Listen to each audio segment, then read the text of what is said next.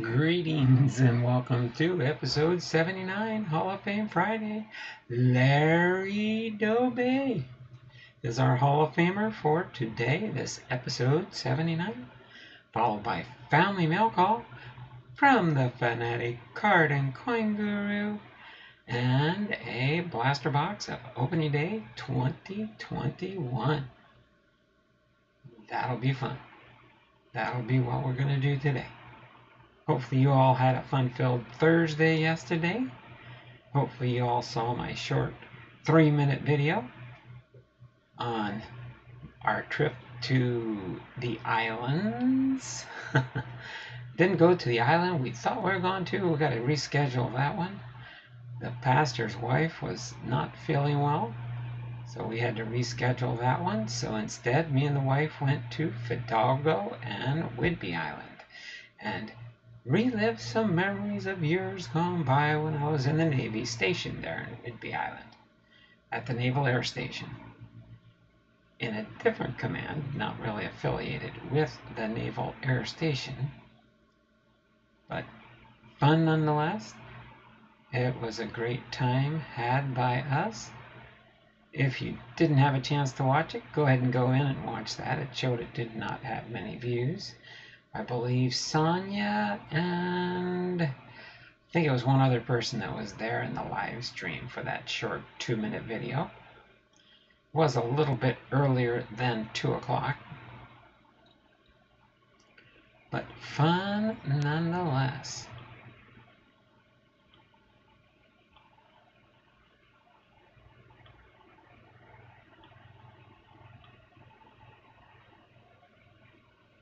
Okay.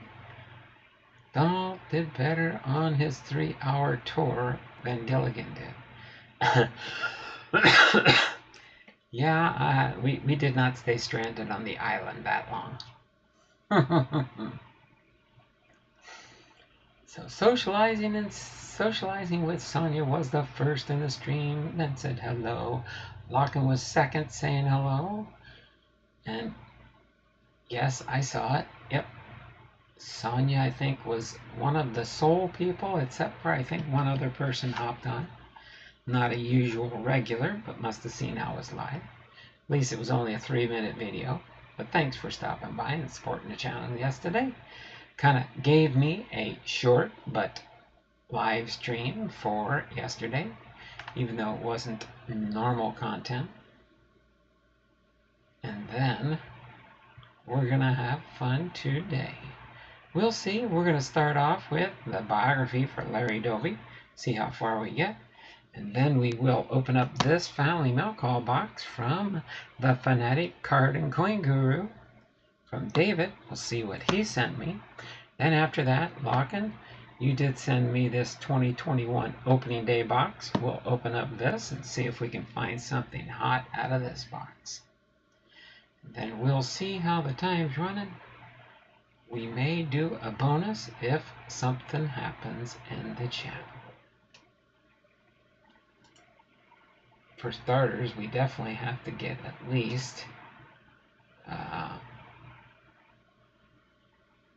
10 thumbs up.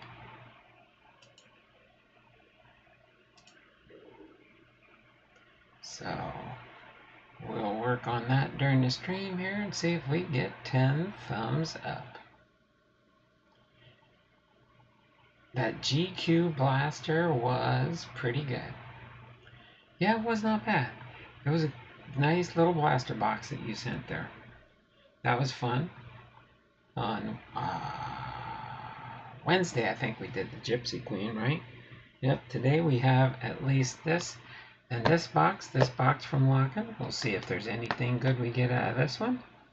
But first and foremost, we will be doing the Larry DOBY biography. Cincinnati Reds player for Faith, Family, and Sports. And then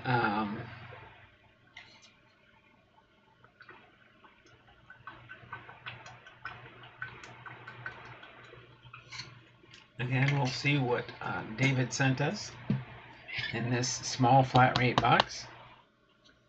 which it feels like it's pretty full. Feels like it's a pretty full little box, that's for sure. He always puts more postage on than is needed. I don't like donating postage to the post office. I pay less than no, I pay about, maybe that is what the going rate is now, $8.95. But he paid $9.45. It looked like the post office told him that he could get away with $9.45, but he did $9.95. So he paid too much money to send this box. And I can get mine usually for the $8.95, actually sometimes a little bit less. Every once in a while, Stamps.com gives a discount on postage. So, a Bipster box, yep. Okay, so right at 2:10, we'll get started here. Give it a chance for a few more people to show up in here. There we go. Now it looks like we've got 6 thumbs up. So if we get at least 10 thumbs up, we'll definitely, possibly, probably, most likely do another blaster box of something else.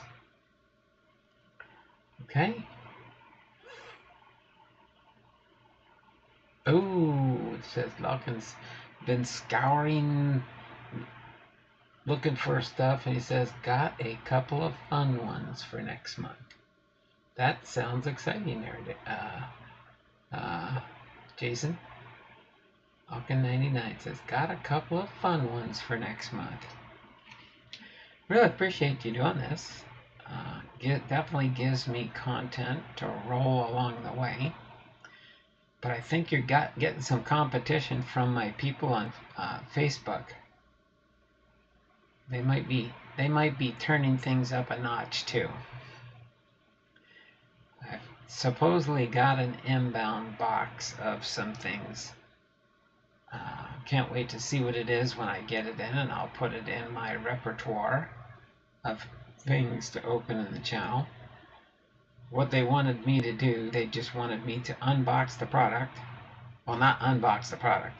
Open up the box of product that they send me and just put it in my lineup here of things to open in the channel. So we got about 1 more minute here, and then we'll get into Larry Doby's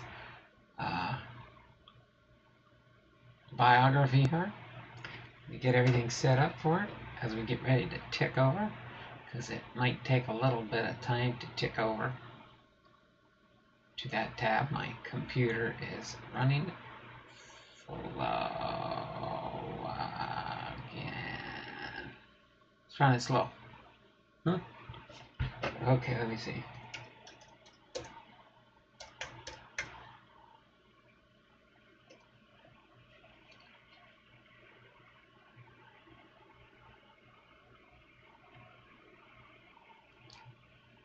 There we go.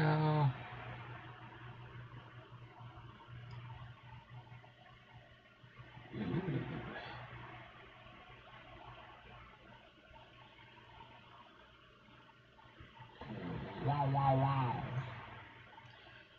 Larry Doby. Alright, we got 2:10, so we're going to get started in Larry Doby's. Of course, first and foremost and front and center, we do have the Lawrence Eugene Doby Hall of Fame postcard. Again, like I've mentioned, I've got all the postcards for the National Baseball Hall of Fame and my postcard binder. One of these days I'll go through and update and show the binder with the Hall of Fame cards in there. Maybe I'll do it, maybe I'll do a Hall of Fame binder preview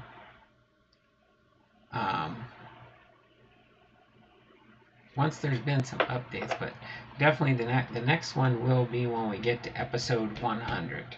So we'll do 100, 200, 300, and maybe by the time we get down to the end, we'll be up to 400 Hall of Famers in the Baseball Hall of Fame.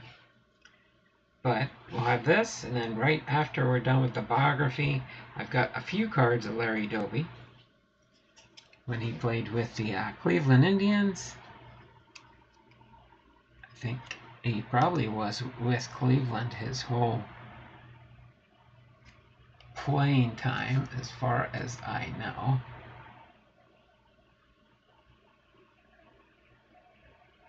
Oh, it looks like toward the end of his career, he did play for the Chicago White Sox for a little bit. Let's go into it. Larry Doby. Larry Lawrence Doby. Kevin's in the house. Alrighty, have a good one. Bye. Who's that? Got a couple of ones for next month. Alrighty, have a good one. Bye. Oh, hey, Donald. Kevin's in the house. He must have popped in right after I started telling what we were going to do today. Northern Gilligan.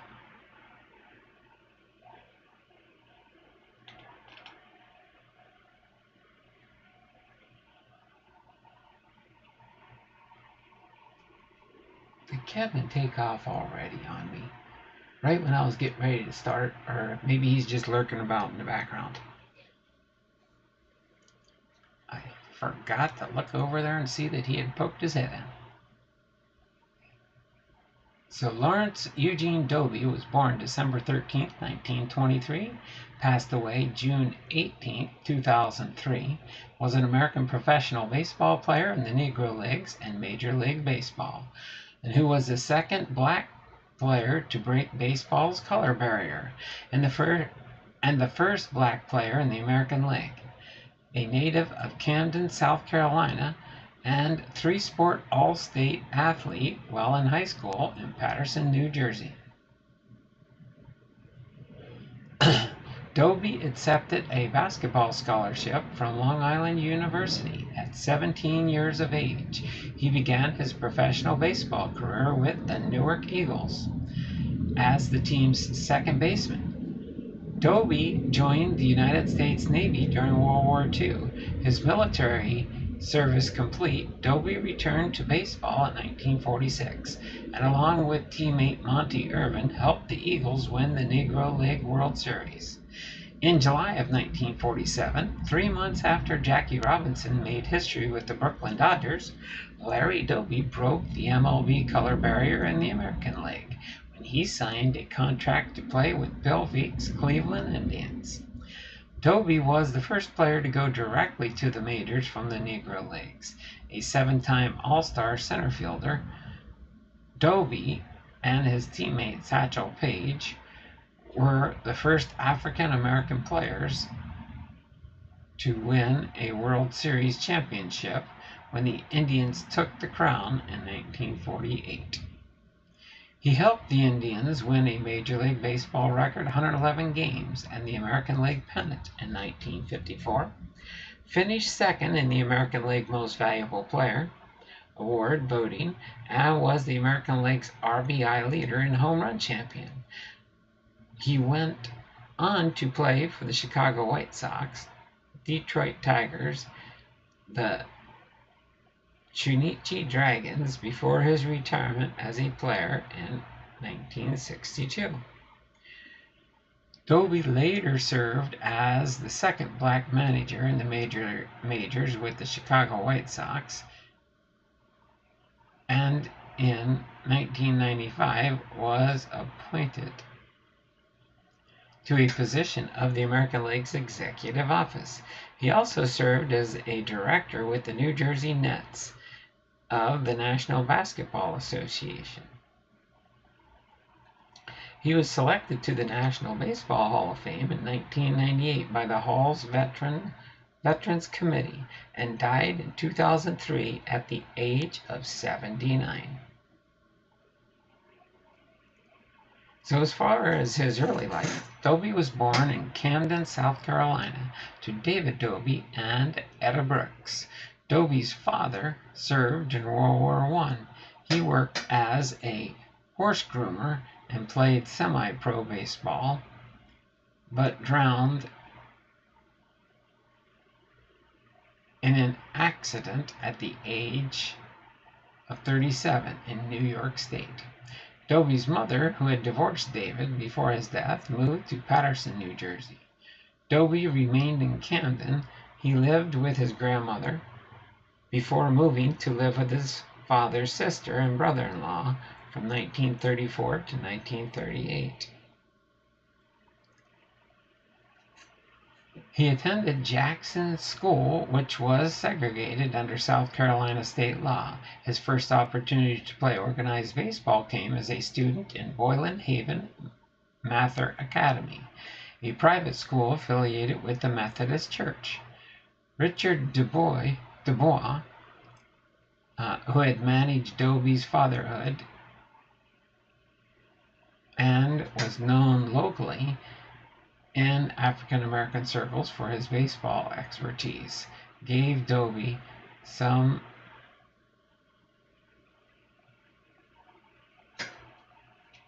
of the first baseball lessons.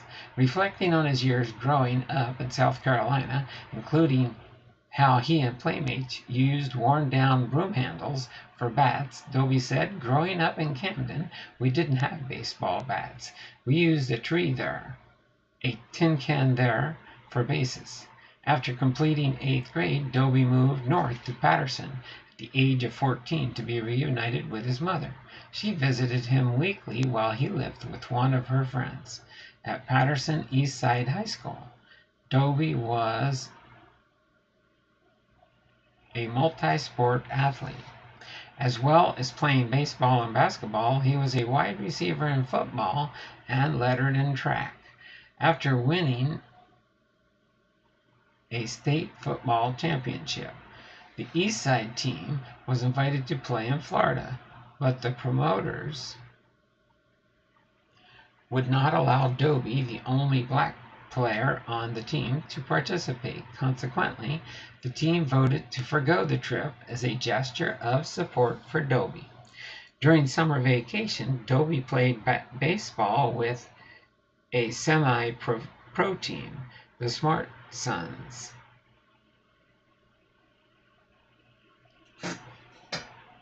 And the Smart Sets were played with the future Hall of Fame shortstop Monty Irvin. He also had a brief stint with the Harlem Renaissance, a professional basketball team, as an unpaid substitute player. Upon completing high school, he accepted an athletic scholarship to play basketball at Long Island University in Brooklyn. Doby had been dating East Side classmates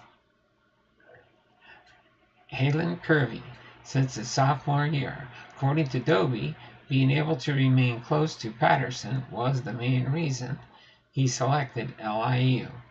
In the summer before he enrolled at LIU, Doby accepted an offer to play for the Newark Eagles of the Negro League for the remainder of the 1942 season, and he transferred to Virginia Union University as a result. Yeah, I guess Kevin did leave. I don't see any chatting going on since then. Well, I apologize, Kevin, for not seeing you when you popped in there earlier. And he said, "Hey, Donald."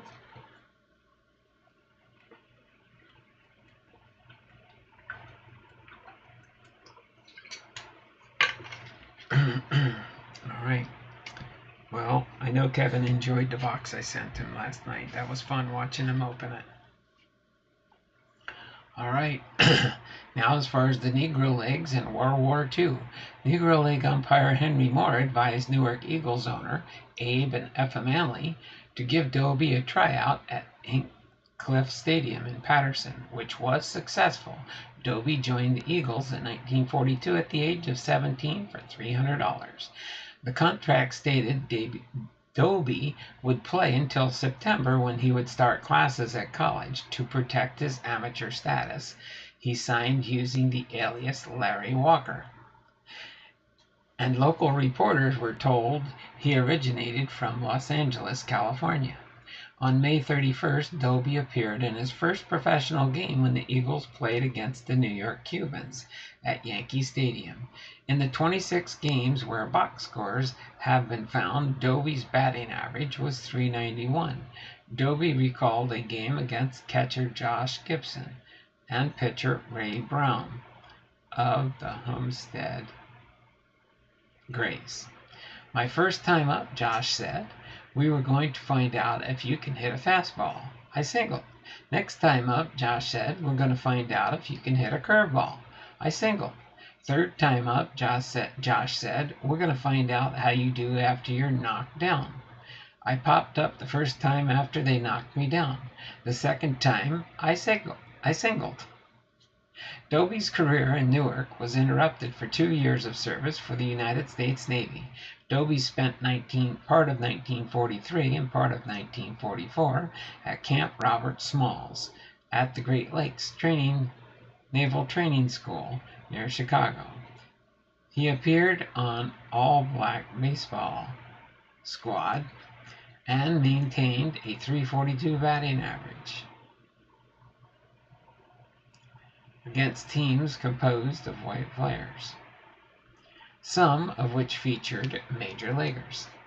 He then went to Treasure Island Naval Base in San Francisco Bay, California, before serving in the Pacific Theater of World War II. Doby spent time at Navy sites in Ogden, Utah, and San Diego, California. He was stationed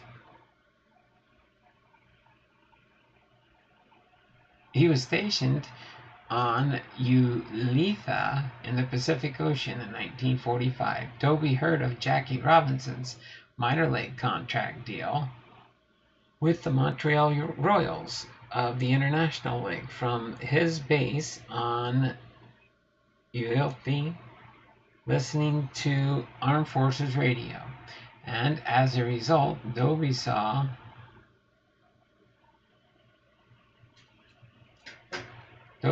real hope in becoming a Major League Baseball player. While in Hawaii, Doby met the fellow Navy man and future teammate Mickey Vernon.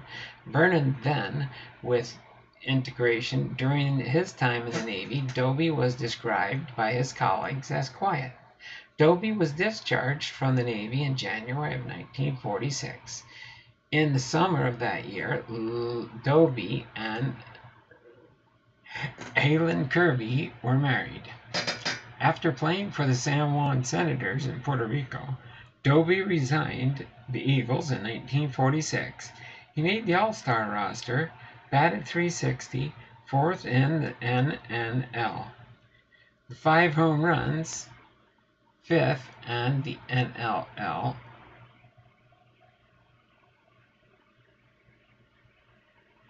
and triples with 6. Manager Biz McKay led the Eagles, including Doby, Monty Irvin, and Johnny Davis, to the Negro World Series championship over Satchel Paige and the Kansas City Monarchs, 7 games to conclude the 1946 season.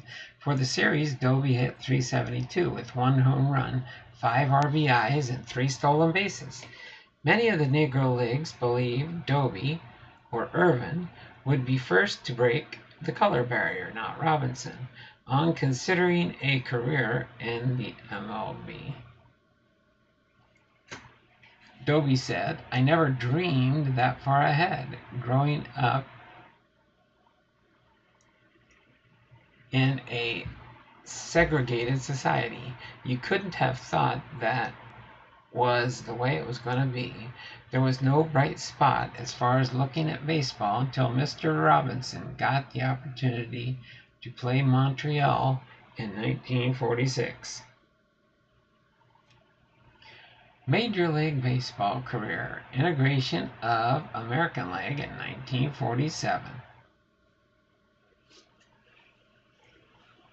I love Great Lake Naval Base. One of my favorite running races is held there. Oh, that's cool. Yeah, back in the day when I was a little bit younger and stuff, didn't quite do a half marathon, but I did a 5 and 10K, which was Very interesting. Let's say I'm not made out to be a runner, but I can run and walk and do combinations of both. But I'm not a marathoner, that's for sure. Integration of the American League in 1947. The Cleveland Indians owner and team president Bill Veeck proposed integrating baseball in 1942, which had been informally segregated since the turn of the century. But this was rejected by Commissioner Kennesaw Mountain Landis. Veeck had begun the process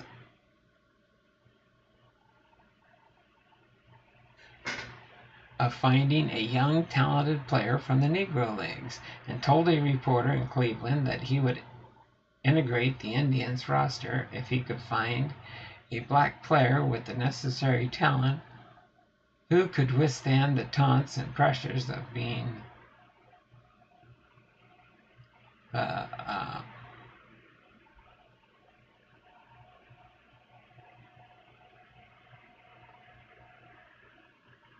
he told Pittsburgh Courier one afternoon the team trots out on the field and a Negro player will be out there with it. While Rickey declined to pay for the purchasing rights of Robinson while he played for the Kansas City Monarchs, Veeck was determined to buy Doby's contract from the Eagles and had no problem paying purchasing rights.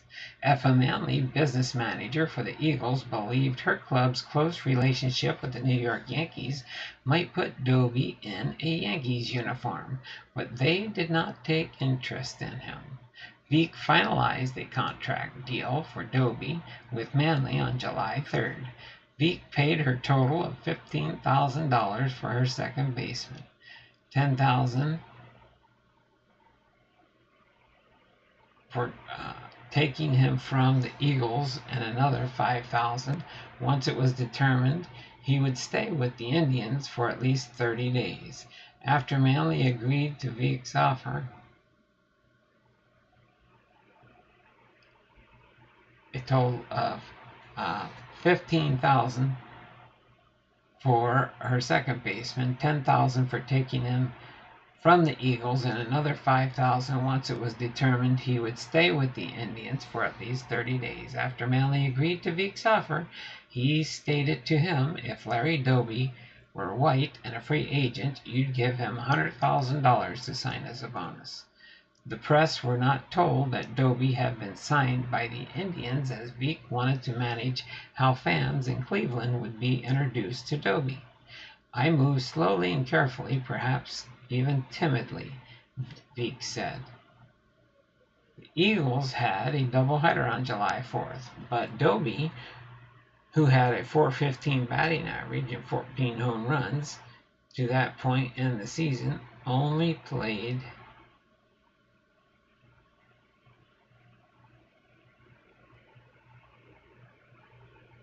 in the first, as Veeck sent his assistant and public relations personnel member, Louis Jones, for Doby. The two took a train from Newark to Chicago, where the Indians were scheduled to play the Chicago White Sox the next day. On July 5th, with the Indians in Chicago, in the midst of a road trip, Doby made his debut as the second black baseball player after Robinson to play in the majors. After establishment,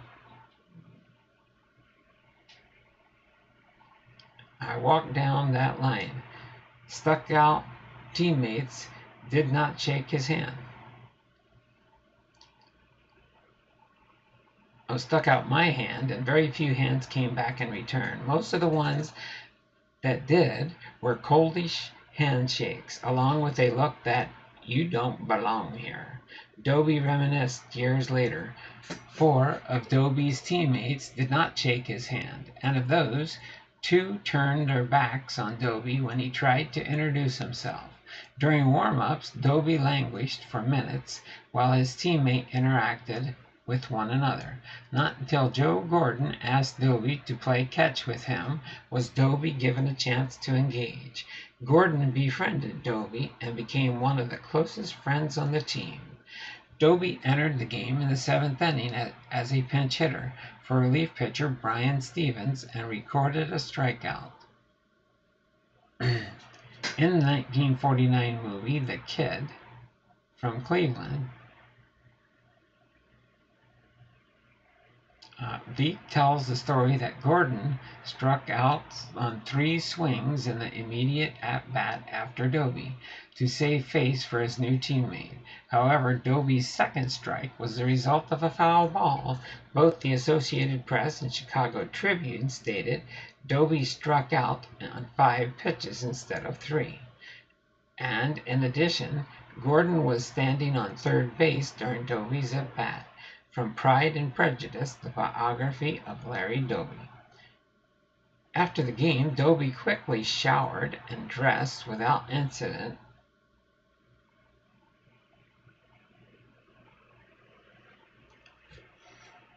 in the Cleveland's clubhouse.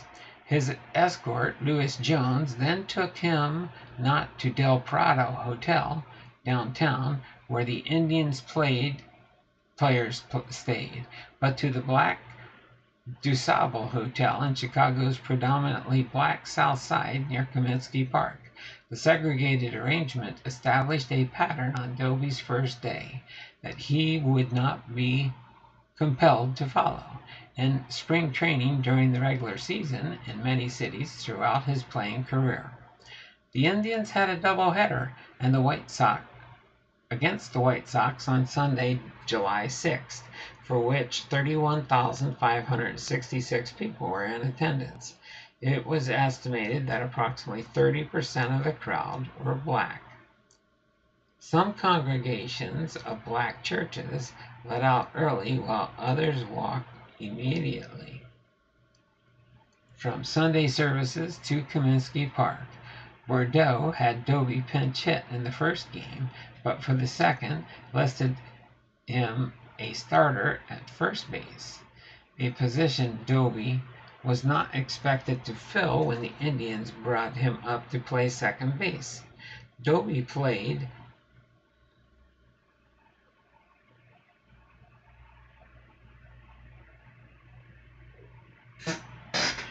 had played the position before the Eagles was without a proper mitt for first base and met much resistance when attempts were made to borrow one from teammates, including first baseman Eddie Robinson, from whom Bordeaux had asked Doby to replace that day. Doby said only because Gordon asked the clubhouse to borrow one of the first baseman's mitts did he have one to use in the second game of the doubleheader, as earlier direct requests from Doby were rejected. The mitt was loaned by a White Sox player. Bordeaux recounts an incident where Robinson refused the mitt to Doby, but when asked by Indians traveling secretary Spud Goldstein, Robinson obliged. It was the only game Doby started for the remainder of the season. Doby recorded his first major league hit, 4 at-bats, and an RBI in a 5-1 Indians win. A columnist wrote in the Plain Dealer on July 8th, Cleveland's man in the street is the right sort of American. He was evidenced right solidly once more by the response to the question, how does the signing of Larry Doby by the Indians strike you? Said the man on the street. Can he hit? That's all that counts. Conversely, Doby was criticized from players with active and retired. Noted former player Rogers Hornsby said after watching Doby play one time in 1947. Try to finish this section here. Bill Veek did the Negro race no favor when he signed Larry Doby to a Cleveland contract. If Veek wanted to demonstrate that the Negro has no place in Major League Baseball, he could have used subtler means to establish the point. If he were white, he wouldn't be considered good enough to play with a semi-pro club. He is fast on his feet, but that lets him out. He hasn't any other quality that could possibly recommend him. In his rookie year, Doby hit 156, 5 for 32 in 29 games. He played 4 games at second base and 1 each at third base and shortstop. Throughout the season, he talked with Jackie Robinson via telephone, the two encouraging each other, and Jackie and I agreed we shouldn't challenge anybody or cause trouble, or we'll both be out of the big league. Just like that. We figured that if we spoke out, we would ruin things for other black players. After his rookie season, Doby again pursued time on the basketball court and appeared with the Patterson Crescents of the American Basketball League after signing a contract in January 1948.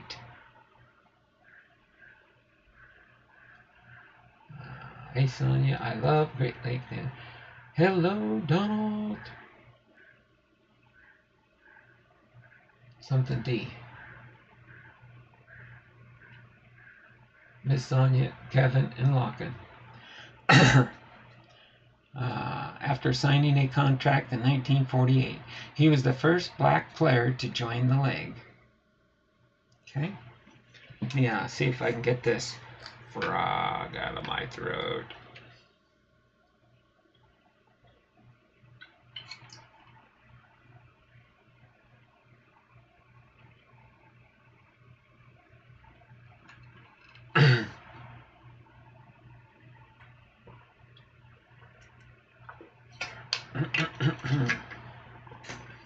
All right.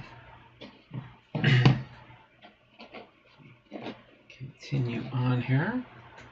All right. Oh, by the way, for the Seattle Mariner fans that might be lurking about in the background, it is Ichiro Hall of Fame induction for becoming a Seattle Mariners Hall of Famer. You know, most every team has their own Hall of Fame group from their team Hall of Fame. And then the National Hall of Fame is where Ichiro has to wait until 2025 before he becomes eligible. 5 years after retirement, then you could be eligible for entry into the Hall of Fame. In case you're wondering, so it is Ichiro Hall of Fame weekend. And I could shoot myself in the foot for not getting any tickets to the game for tomorrow. But by the time I was going to try to do it, they were already sold out. Or I would have been there in a heartbeat tomorrow. But at least I'll be able to watch it on TV. That'll be the fun part. Almost like being there. So, Cleveland Indians from 1948 to 1950. He was a great American, served the country in World War II, and he was a great ball player. He was kind of like Buzz Aldrin, the second man on the moon, because he was the second African American in the majors behind Jackie Robinson. He was just as good of a ball player, an exciting player, and a very good teammate. Hall of Famer Bob Feller, teammate with Doby from 1947 to 55, is who made that quote. In 1948, Doby experienced his first spring training with the Indians in Tucson, Arizona. Unlike their white teammates, Doby, along with Satchel Paige and Minnie Minoso, were not permitted to stay at the nearby Santa Rita Hotel, but instead stayed with a local black family and used a rental car provided by the Indians for transportation.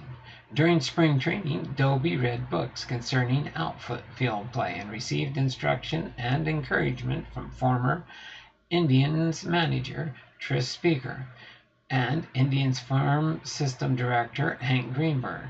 Doby also credited Indians coach Bill McKinney with helping him adjust to the majors and learn the outfield. In an exhibition game in Houston against the New York Giants, Doby hit a home run that may have traveled 500 feet before landing far beyond the fence in center field. As Moore wrote in his biography of Doby, with that home run, all doubts that Doby would make the 1948 Cleveland team vanished. That year he played in 121 games and hit a .301 for the season with 14 home runs and 66 RBIs. Throughout the regular season, DOBY was racially abused by opposing teams, and Veek asked American League President Will Harridge for support in getting players to rein in their animosity toward DOBY. DOBY played a major role in Cleveland's World Series victory against the Boston Braves. In Game 4 on October 9th, DOBY hit the first home run by a black player in World Series history, a picture featuring an embrace between DOBY and white teammate Steve Gromick, who had pitched a complete game that day, was on the cover of the next day's Plain Dealer. Richard Goldstein of the New York Times called the photograph a signature moment in the integration of Major League Baseball. Of the picture, DOBY said, "The picture was more rewarding and happy for me than actually hitting the home run."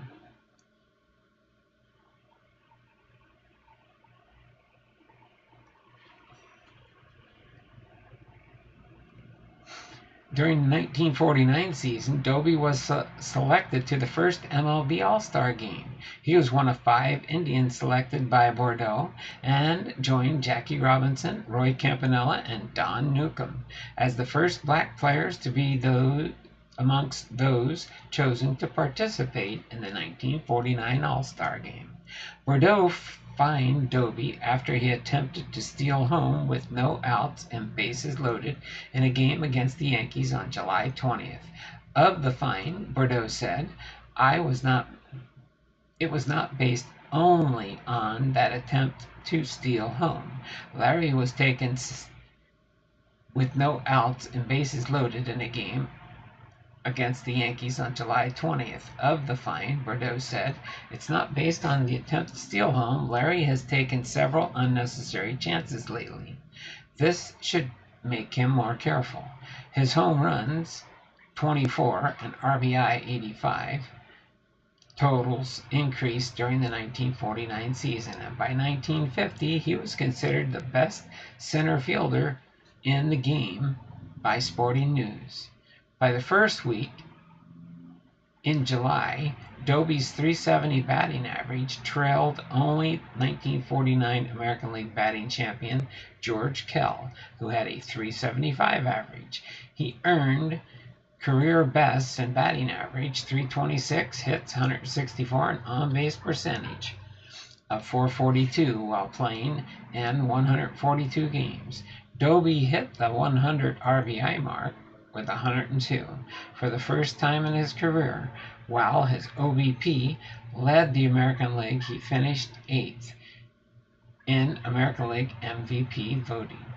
Highest among outfielders. At the end of the season, Cleveland signed him to a new, more lucrative contract.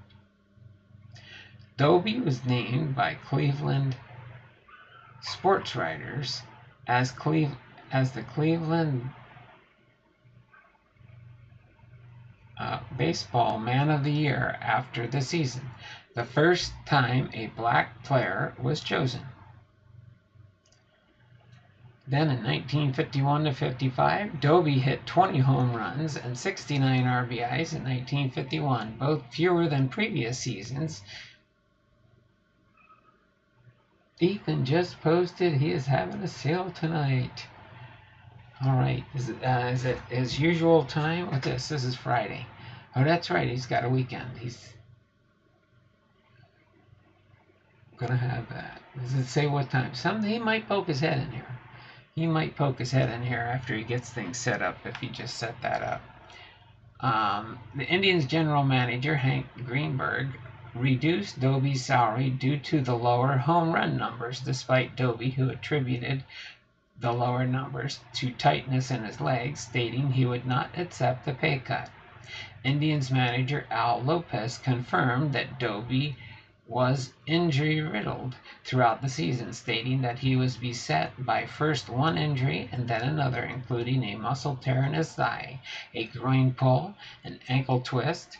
DOBY received blame for the Indians' failure to win the American League pennant and was labeled a loner by some in the press, including Plain Dealer sports editor Gordon Kovaldick, who, in an article in Sport, wrote, "Larry's a mixed-up guy, a badly mixed-up guy, stemming from the emotional impact of discovering racial prejudice against him."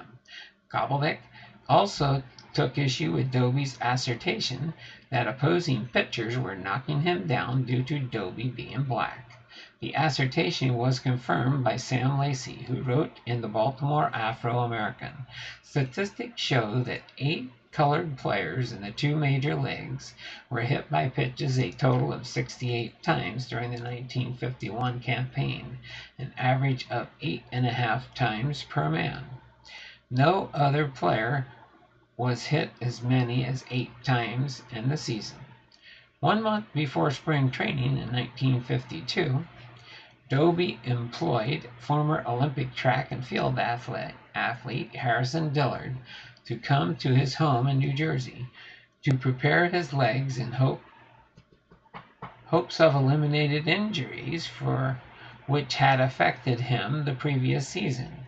Dillard and the Indians team doctor prescribed lower body warm-ups to DOBY before the start of each game. Leg injuries continued to bother DOBY during the start of the season. On June 4th, he hit for the cycle.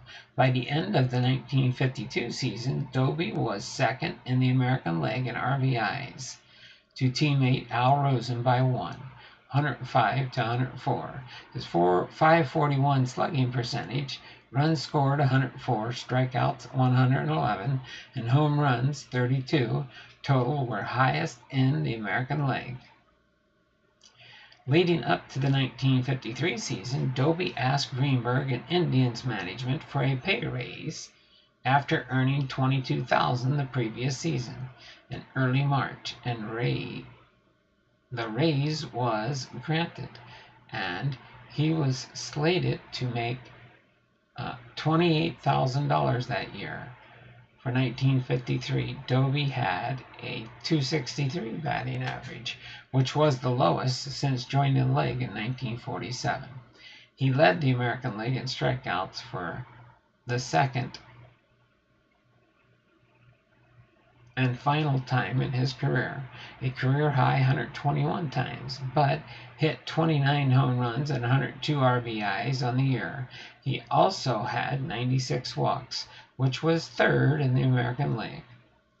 For the 6th time in his major league career, DOBY was named an All-Star during the 1954 season, one of 5 Indians named. J Briggs, hey Don, hope you're well. I am doing well there, J Briggs, and thanks for popping into the stream here. Hey, Chuck, Hawken, and Sonia. There we go. All right. In his last full season with the Indians in 1955, DOBY was selected for his 11th consecutive and final All-Star game. DOBY's leg injuries affected him severely, and at this point in his career, he did not enter the game. He finished the 1955 season with 26 home runs and 75 RBIs while hitting .291 in 131 games, his fewest played since 1948. Not all in Cleveland were disappointed to see that DOBY was leaving, wrote one Plain Dealer columnist, Franklin Lewis. He had been a controversial athlete, highly gifted. He was frequently morose, sullen, and upon occasion downright surly to his teammates. He thought of himself at the beginning as the symbol of the Negro in his league. DOBY responded, "I was looked on as a black man, not as a human being. I did feel a responsibility to the black players who came after me, but that was responsibility basically to people, not just to black people." right? Latter years in 1956 through 1960. In a game in August of 1957 against the Washington Senators, DOBY helped preserve pitcher Bob Keegan's no-hitter with a backhand catch of a long line drive from Herb Clews, one of two close calls for Keegan that game. His 1957 home run total of 14 tied for team high as he managed a 288 average and recorded 79 RBIs, the second highest on the team after former Indians teammate Minnie Minoso. The White Sox finished second in the American League with a 90-64 record. DOBY was part of a December 3, 1957 multiplayer trade between the White Sox and Baltimore Orioles, then was traded again on April 1st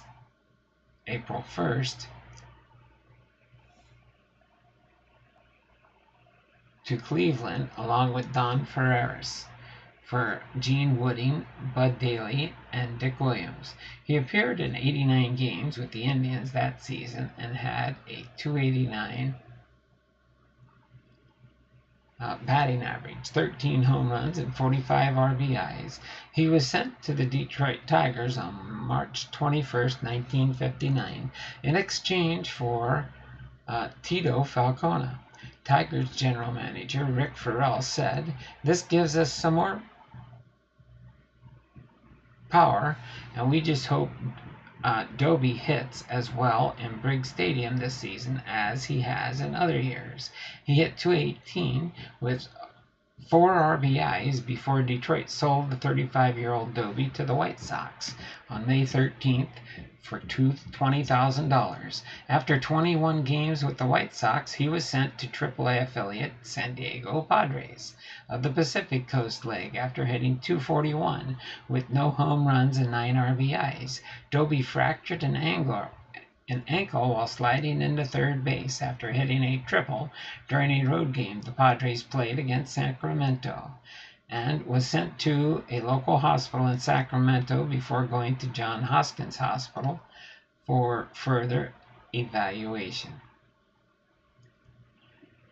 DOBY worked out with the White Sox before the 1960 season, but due to nagging injuries did not earn a roster spot. In late April, he joined the Toronto Maple Leafs of the International League on a trial basis, but was released by the team on May 6th after X-rays showed bone deterioration in his affected ankle. DOBY finished his 13-year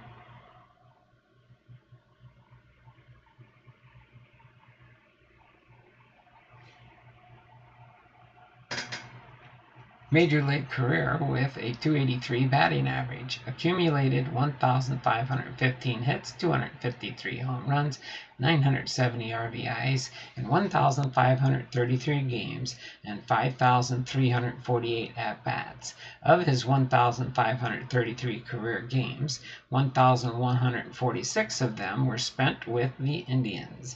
I played against great talent in the major leagues, and I played against great talent in the Negro Leagues. I didn't see a lot of difference, said DOBY. Then he did do a stint in Nippon. DOBY had participated in baseball clinics in 1962 as a member of a travel delegation from the United States Department of State.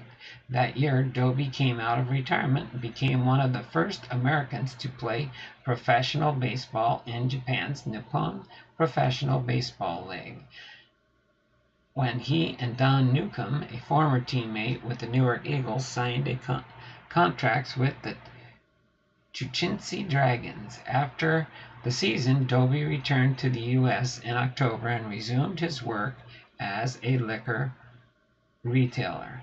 And he did spend some time in managerial and executive appointments. After retiring as a player, DOBY became a scout with the Montreal Expos in 1969 and served as a minor league instructor with the organization in 1970. He was a batting coach under manager Gene Mott from 1971 to 73 and again in 76. He managed various teams during 5 seasons of Winter League baseball in Venezuela, including Aguilas del Zulia during the 1970-71 winter season.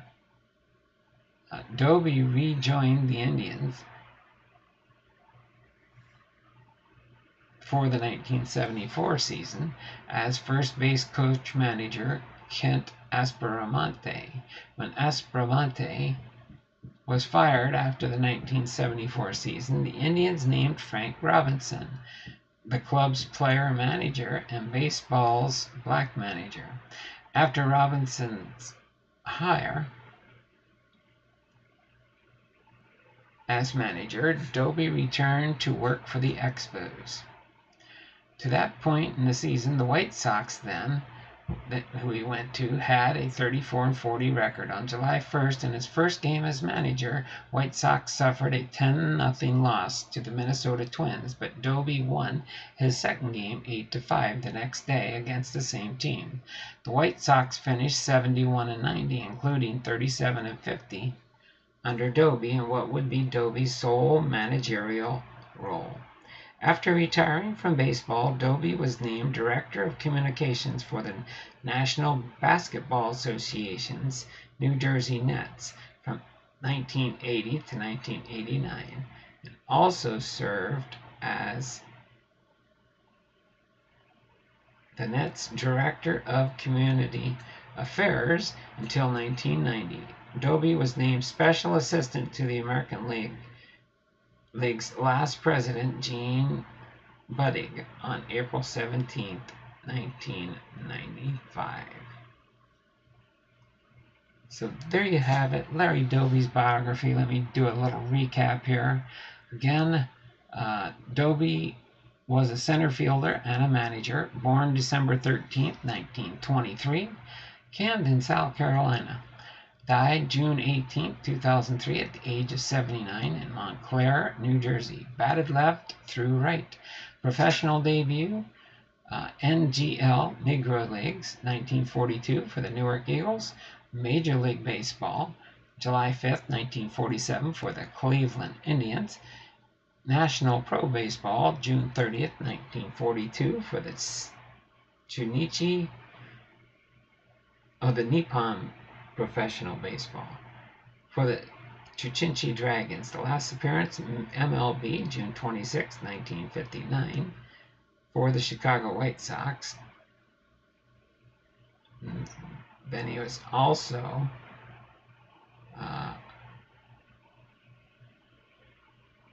his MLB statistics: batting average 287, home runs 273, runs batted in 1094. Crossover Paranormal Society, Cops is in the house. His managerial record 37-50, his winning percentage 425. His batting average 224, home runs 10, runs batted in 35. Again, he was with the Negro Leagues, Newark Eagles from 1942 to 44 and 46 to 47, with just time in between at war. Major League Baseball, the Cleveland Indians 1947 to 55, Chicago White Sox 56 and 57, Cleveland Indians 1958, Detroit Tigers 1959, Chicago White Sox 1959. All right.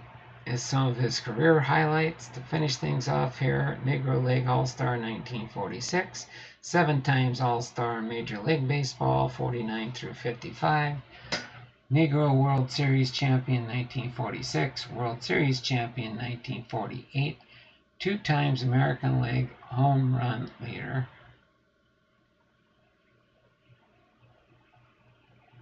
American League RBI leader in 1954, Cleveland Guardians, number 14, retired. How about the Cleveland Indians?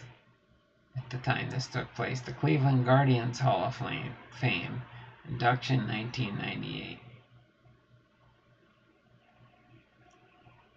And then he became a member of the National Baseball Hall of Fame in 1998 election method through the Veterans Committee. So hopefully you enjoyed Larry Doby's biography there, as much as I enjoyed sharing it with you. Right, let me do a refresh of the chat here. Then we'll go through the few cards I have in the Larry Doby baseball card collection. Okay. All right. So of course, as always, we do have the postcards. All right. His postcard engraving says, exceptional athletic prowess and a staunch constitution led to a successful playing career after integrating the American League in 1947. A 7-time All-Star who batted .283 with 253 home runs and 970 RBIs in 13 Major League seasons. The power-hitting center fielder paced the American League in home runs twice and collected 100 RBIs 5 times, while leading the Indians to pennants in 48 and 54. Appointed manager of the White Sox in 1978, the second African American to lead a Major League club, played 4 seasons with Newark.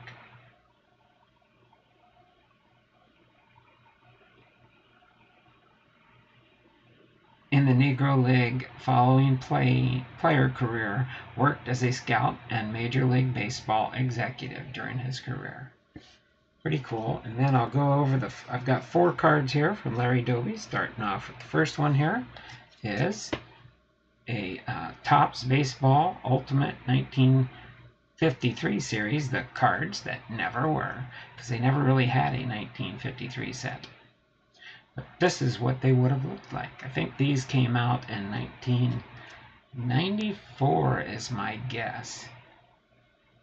But yep, Topps card number 333, Lawrence Eugene Doby. Then next up here, we've got a Larry Doby swell card playing outfield for the Indians. This one is when he played for the Detroit Tigers in 1959. I believe this is, doesn't really say on here when this is. It was pretty much a tribute card. That one is, I believe. Then we've got a newer card here from 2017 Panini, card number 99, Larry Doby. Diamond King card. Okay. And then the lowest numbered card I have, 43, is similar. It's from that other state. The other set, the swell set. And this is Larry Doby as an outfielder also. So there we go. The few Larry Doby cards that I have. I probably have more. Like I said in the past, I have not sorted all my Hall of Fame cards yet. So with that in mind, we will move into our next phase here.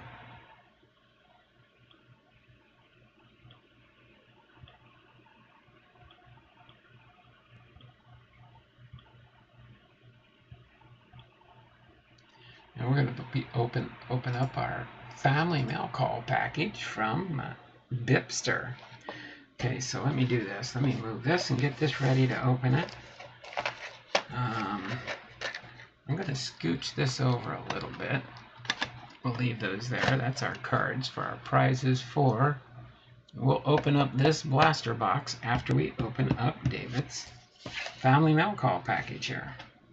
Okay, here's the flap you open.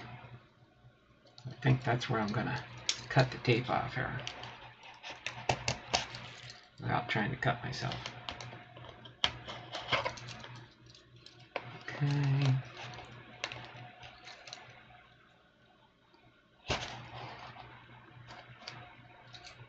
I think I got it enough there. Maybe I can pull the tab up now.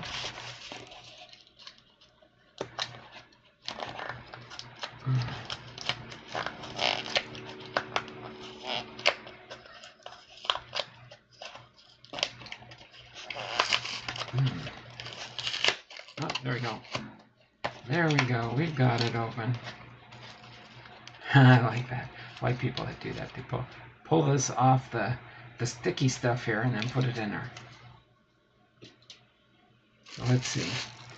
Got some bubble wrap here. Some packages of cards in here. Looks like we've got a few here. Looks like we've got this guy here. Hall of Fame, Vladimir Guerrero. I like that. Ooh, never seen these kind of packages before. Craig Biggio. Craig Biggio. David Ortiz. Oh my word. So we got 3 little packages here. Got lots of little bubble wrap here, but it is empty now. So we've got everything up there now.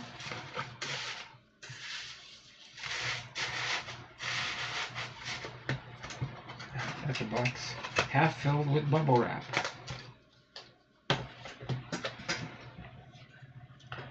Let's see here.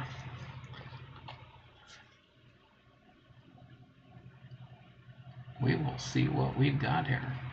See how many Hall of Famers we've got in here. Might have a bunch of Hall of Famers. We'll see. Oh, look, he's even got these guys. He's got Mike Musina. Let's see. Let me get the blue tape up here out of the way. That's a different kind of box, that's for sure. Never seen these kinds of boxes before there, David.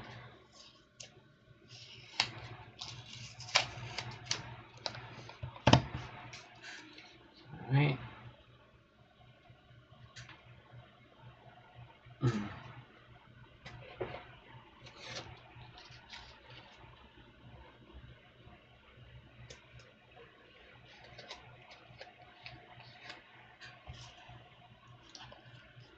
Oh, this is Wahoo! Wahoo! Hey, how you doing there, David? Untaping your packages here. Your little boxes of sweetness, I hope. Okay. This right there. I think I got all the blue tapes off now. Okay, what do we got here? Some more.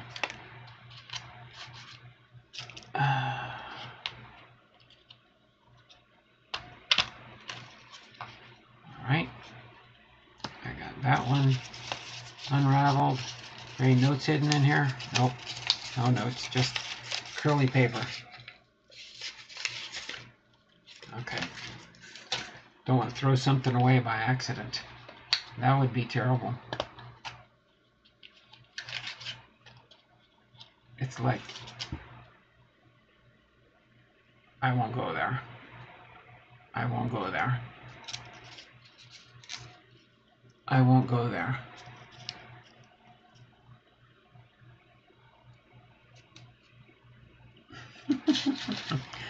I'm not gonna say a thing.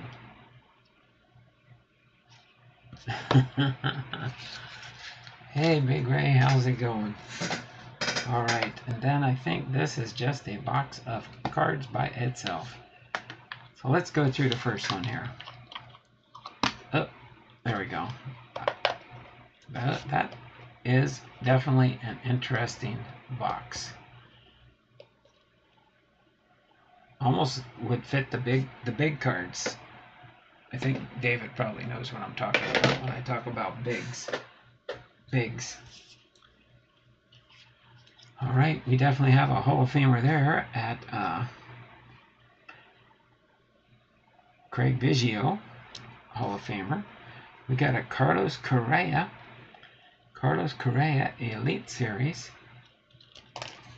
That's a serialized card for, got some ding corners, but other than that it's pretty good. 418 of $9.99. Have to think about that one on eBay with a ding corner. Jose Urquidy, blue. A JT Riddle,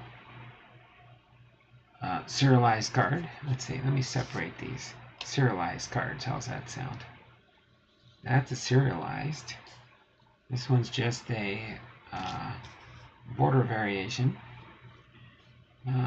Alex Bregman.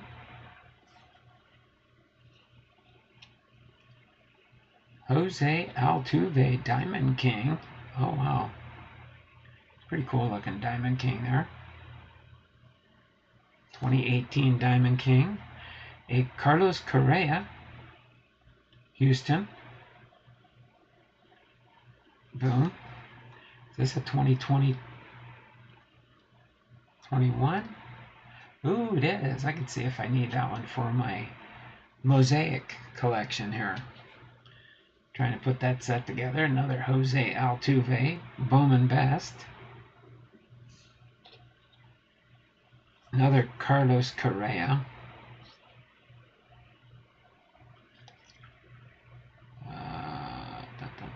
That's not a... Oh, wait.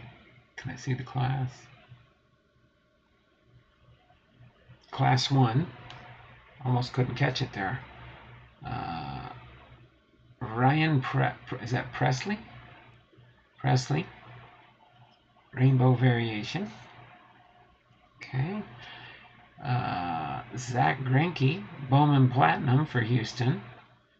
Why you send me all your Houston cards? You're the Houston fan. Zach Greinke, Platinum. No dupes.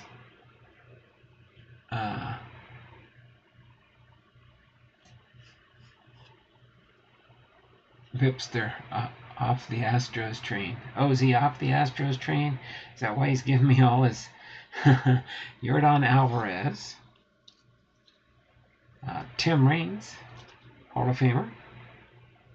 Tim Raines. Put him over here with Craig Biggio. 2 Hall of Famers so far. John Duplantier. Danny Jansen. We got a Keston Hiura rookie card. We got a Josh James with the Houston Astros, Bowman Platinum. Is this 2018? What's that one I'm working on? Oh, 2019 gallery. So we'll see. We'll probably find home for these someplace. I don't know why I'm getting so many Houston Astros cards. Maybe Bipster can tell me why he's giving me all his Houston Astro cards. Okay. So we got a David Ortiz, Big Pappy. Freddie Freeman. Tim Raines with the White Sox, Hall of Famer. Roger Clemens. I thought you said no dupes. That's a dupe. But it is a Fairfield Friday dupe, so that's okay on a Fairfield Friday. Jack Morris, Hall of Famer. Eddie Murray, Hall of Famer. Tommy Pham, green for Gypsy Queen. Yolmer Sanchez, green. Shane Green. Jose Barrios.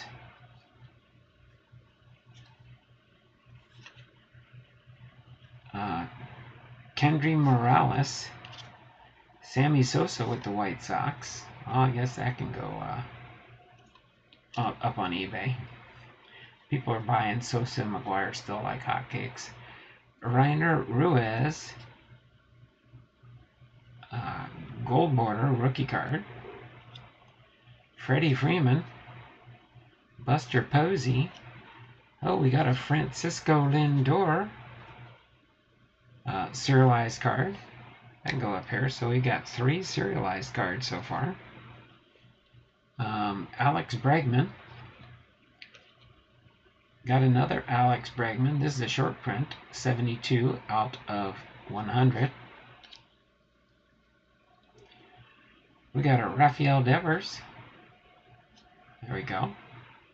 That'll go up on my eBay. Welcome to the show, Joey Votto. That might go to Faith. I'll set that one aside already. Boba Shet, stars of the show. Matthew Boyd, silver foil. Mickey Cabrera. George Springer. I check these. Trying to get another set on my Turkey Red cards that I can post up on eBay. I sold one set so far. Blake Snell with the Tampa Bay Rays. Keston Hiura.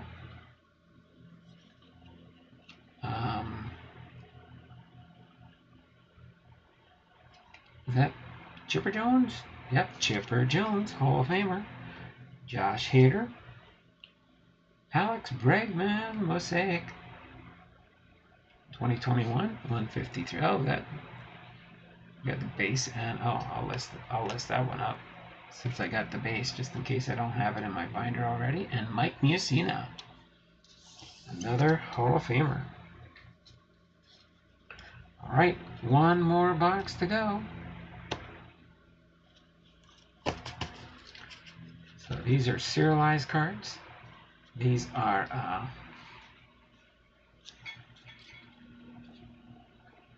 Hall of Famers. You know, there's at least one Hall of Famer right on top there. Ooh, it's a kind of nice little top of a box. See, Greg Maddux on the bottom, so that gives us another. So let's see, let me take about half of these here.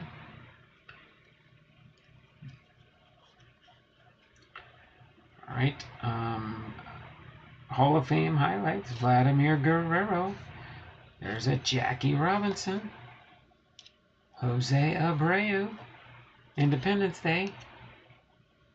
Sandy Koufax, no hitter. It's pretty cool, Sandy Koufax there. All right, Evan Longoria with the Giants.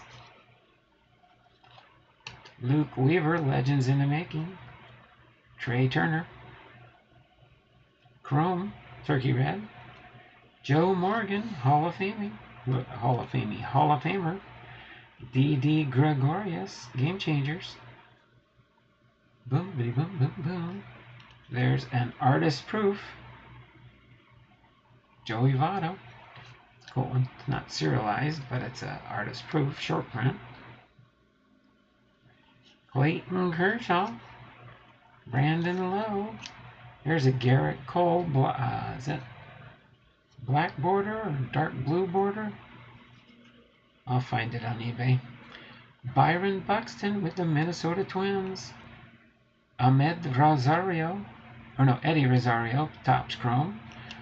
Roy Halladay. Is it the Halladay? Yeah, Roy Halladay, Hall of Famer. Patrick Corbin with the Nationals. Jose Berrios with the Twins. Cal Ripken Jr. Storybook ending. Then we've got a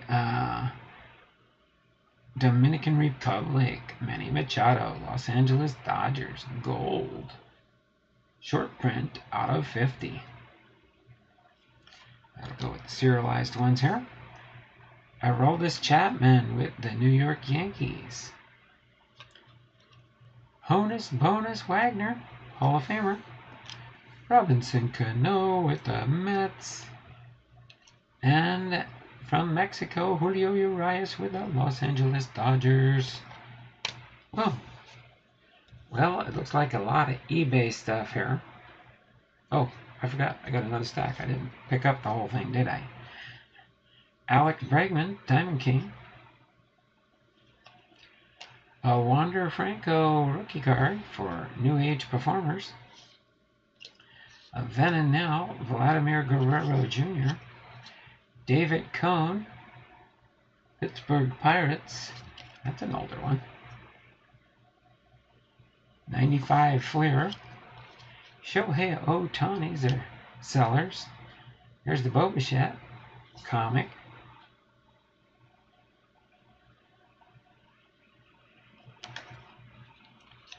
Wander Franco comic. Wander Franco rookie comic. Wow, that's a good one. Pinnacle Ace Philadelphia Cole Hamels. Oh, this Expo is probably serialized. No, it's not. That's weird. Usually they are, but it's got the vintage logo. 50 years of baseball Expos. This is a 2019 Topps. It is a short print with the vintage logo on it. We got an Eckersley Hall of Famer. Nolan Ryan Hall of Famer. Alex Bregman. We got a Jake. Ooh.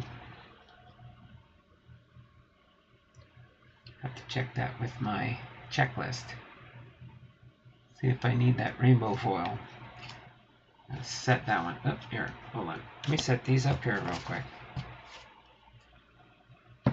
Those are all eBay-ish Hall of Famers. I know some are maybe Hall of Famers, but until they make it into a Hall of Fame, I don't count them that way. Jose Altuve Dominators.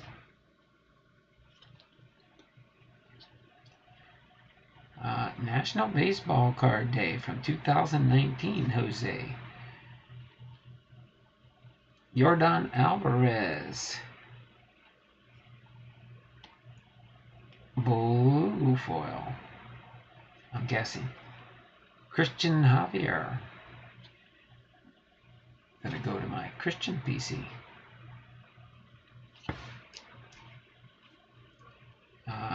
Jose Altuve Fortune Teller. We've got a Colin McHugh red variation. Gary Carter Hall of Famer. Vladimir Guerrero Jr. Eugenio Suarez with the Cincinnati Reds. Willie Mays Hall of Famer. Chris McCormick. That's not a... Oh, okay. That's not a rookie card. I didn't think that was for Gary Carter. I don't know if I have any Gary Carter rookie cards. Chaz McCormick, rated rookie. Another Willie Mays. Candlestick Park. And Greg Maddux. Revolution 1999. That's a cool looking card. Greg Maddux there. Well, thank you there, David. Was this your package, Guru? Yes, this is the package that the Fanatic Card Guru sent. Fanatic Card and CoinGuru sent me. Right, so these will all be eBay bound.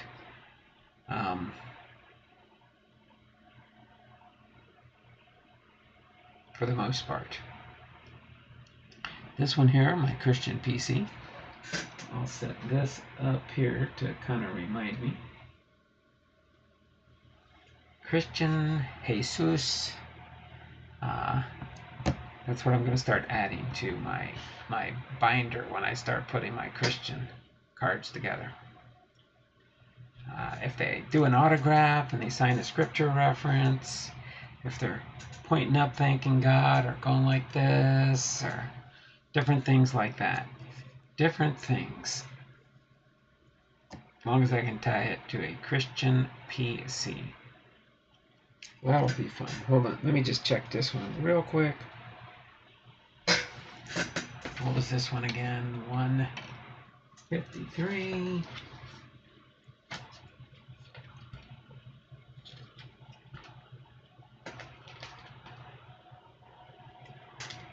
53. I do need this one. He sent me that. Oh, is this the prism? What is a prism? It is a shiny card. But he gave me another shiny card, so I'll use this one.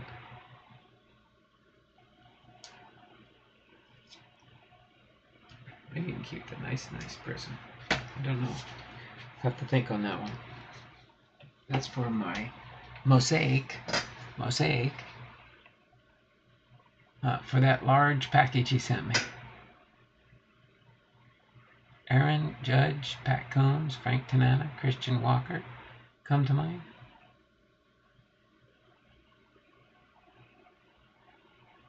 Very cool stuff, yes. Da, da, da, da. Shout out to Carter's Kids. Yep, for Gary Carter. All right. So let me set these aside for now. I'll check my rainbow foil list there. These are Hall of Famers. Set these over here. And then these are shorter print stuff. These are serial numbered, serial numbered, serial numbered, serial numbered. And this one serial numbered on the back. This one's out of 250. $9.99, $9.99, 100, and out of 50. I'll set these all over here. Where did I put the Hall of Famers? Oh, the Hall of Famers are there. And these are short prints, artist proof, and the Montreal 50 Years of Baseball, Jeff Facero, with the vintage logo. Usually those are serialized, but this one's not serialized, but it is short.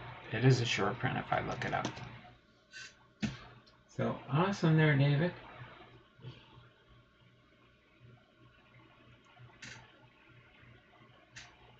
Appreciate you sending that.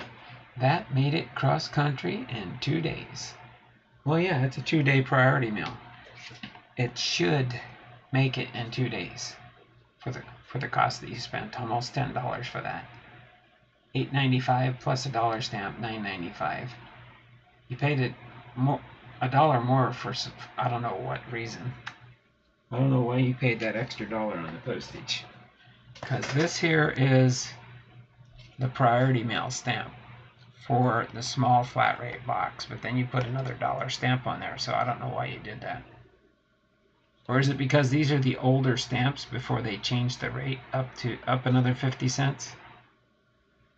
But I only pay the $8.95. I don't pay the new rate from my stamps.com. So that's because you went to the post office. You didn't get a discount, that's why. By using a stamp, by using stamps.com or Pirate Ship or Pitney Bowes, some type of stamp labeling product. It's an older stamp, yeah. But yeah, so I think it should have been like $9.45, but you put an extra $1 on. So is that because you had some dollar stamps? I'm pinching pennies, so I send things the cheapest way I can and get the max bang for my bucks. That's why that humongous big box didn't matter. There's a smaller large flat rate box, but when you use those game boxes, that's a large flat rate box too, but you get like so much more space more than the smaller flat rate box. So that's why I kind of do it that way. I tip them. I could think of other ways to tip in my letter carrier. Unless you wanted to give clerks, you gave the post office free revenue. Okay, we're going to open up this. Lockin sent me this one, the 2021 opening day product. I haven't opened an opening day from last year in a while. So we will see what we can find in this box. I think I got enough scored open there. There we go. So, just kind of curious there, David, why was there so many Houston Astros in there? Did you give up on the Astros already?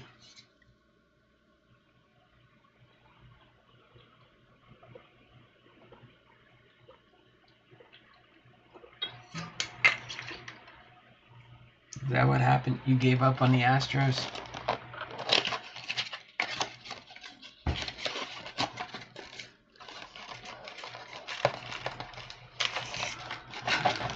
see. I think we get how many packs we get in this one? Oh, I don't know actually if I opened much of these. One? No, I did. 2, 3, 4, 5, 6, 7, 8, 9, 10, 11. Oh, it's 10 packs and one extra pack. 7 cards per pack. So that gives us 77 cards in the box, I think. Yep, it says right there on the label. 77 cards per box.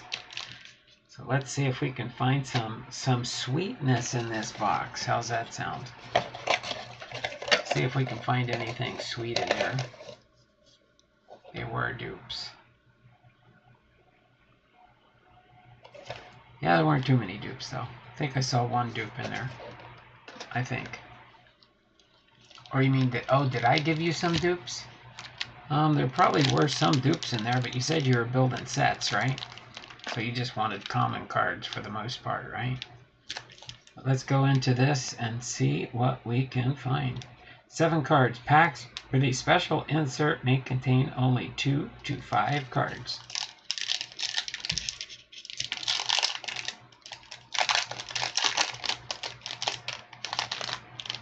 Okay, let's see what kind of inserts we can find in this now. We've got Victor Robles, Ryan Braun, Dustin May, Future Star, Albert Pujols. Got an opening day, Houston Astros. There you go, opening day, Houston Astros. And we've got a Mike Moustakas and an Eloy Jimenez.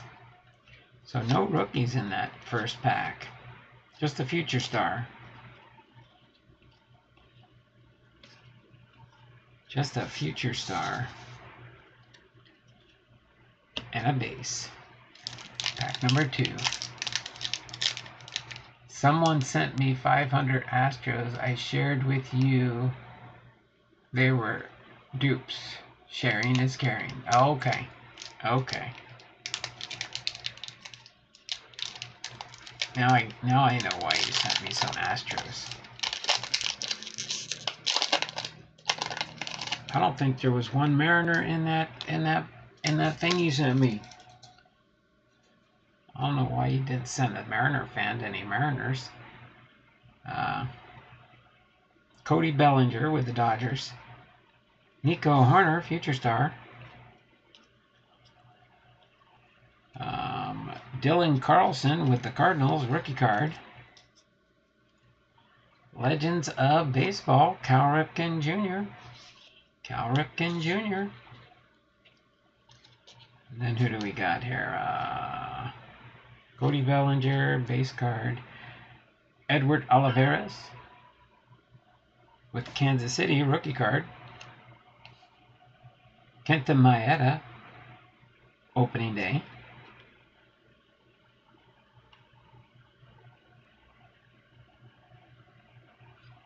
And Chris Paddock with the San Diego Padres.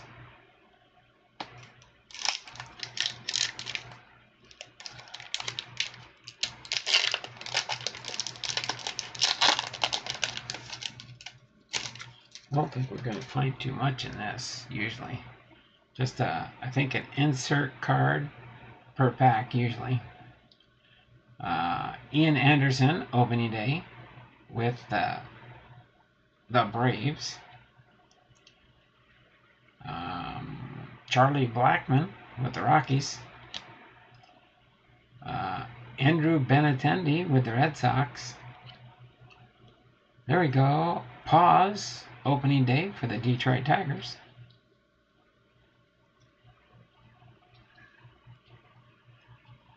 And we've got Albert Abreu with the Yankees, rookie card. Jose Urquidy, Future Star. And Jesse Sanchez, rookie card for the Miami Marlins. A bunch of rookies, Future Star, and Pause.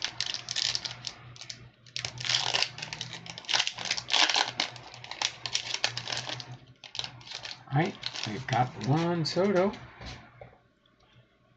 Juan Soto with the Nationals. Randy Arozarena, Future Star. Ryan Mountcastle, rookie card / Gold Cup card.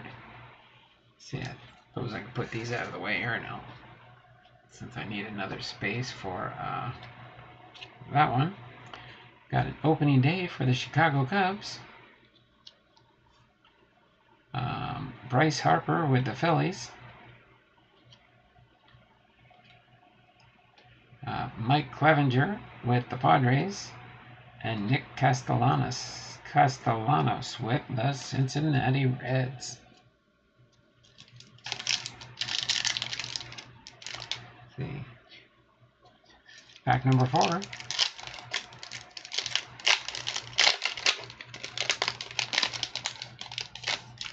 Okay.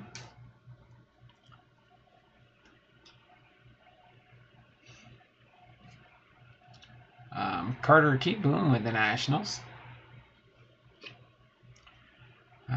Keston Hiura with the Brewers.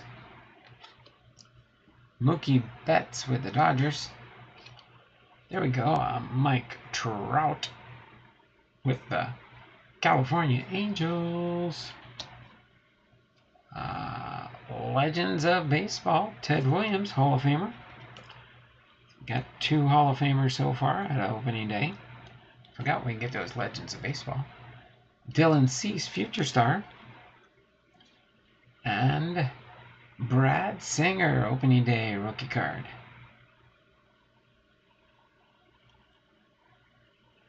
There we go. All right, halfway mark of the box. Pack number 5 out of 10. Oh wait, no, 11 actually. So I guess that means we're in the halfway mark. We're in the extra pack now. How does that sound? Actually, the end of the stack will be the extra pack, but maybe that's the one you get maybe something bonus. This is Wahoo. How many Cal Ripken? What?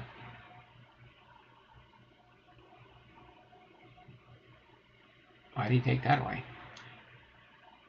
Must have missed what the rest of it said. Yu Darvish with the Cubs. Brandon Crawford with the Giants. Boom, D. Strange Gordon with the Seattle Mariners. That'll go in my Seattle Mariners holdout. Cincinnati Reds opening day. Sitting in the stands with the fan cutouts. Nelson Cruz with the Twins. Corey Kluber with the Rangers.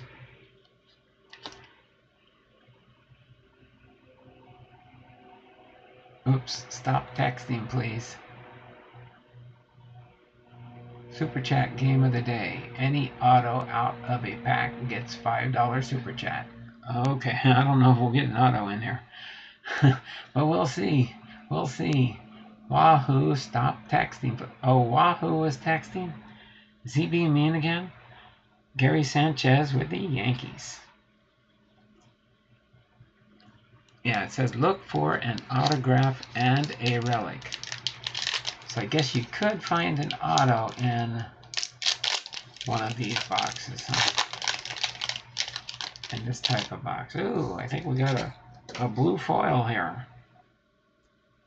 Alright, so Christian Pache with the Atlanta Braves rookie card. Then we've got an Austin Hayes with the Orioles. Dalton Varsho with the Arizona Diamondbacks rookie card.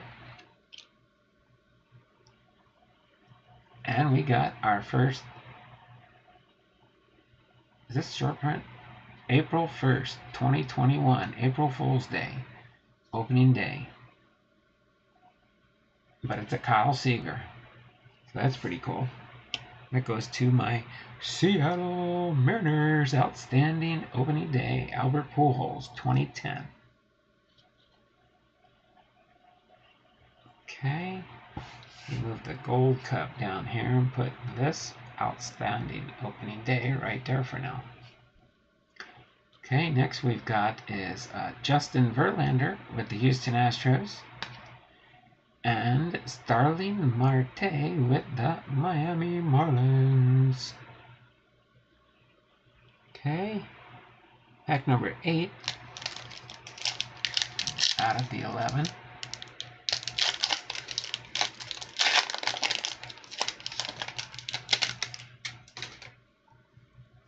Alright, first off out of the pack is Max Scherzer with the Washington Nationals.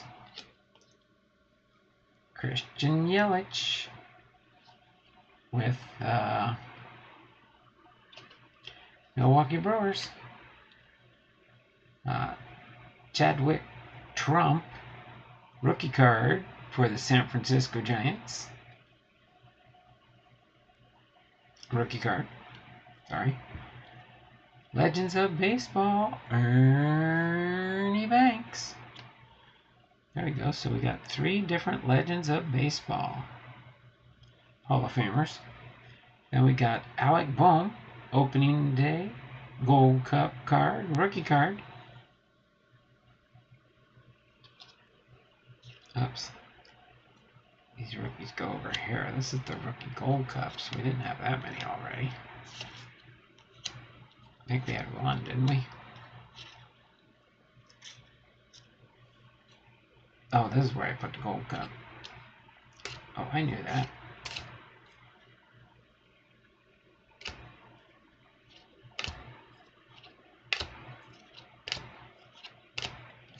Okay, where did I put that Gold Cup card? The new one I just got. I think I mixed them up already, didn't I? Hold on.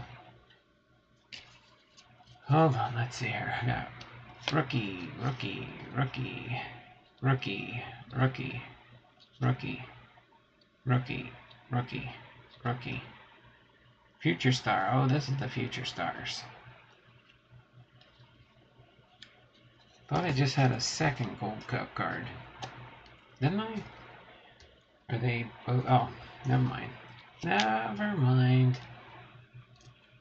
Opening day, Gold Cup for Alec Bohm. Okay.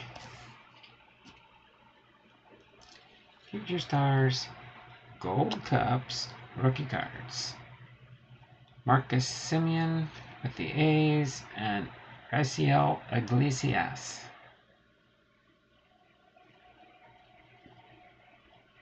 Are the base cards. Pack number 9.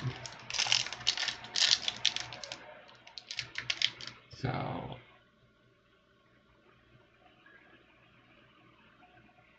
should be actually Gold Cup cards, rookie cards.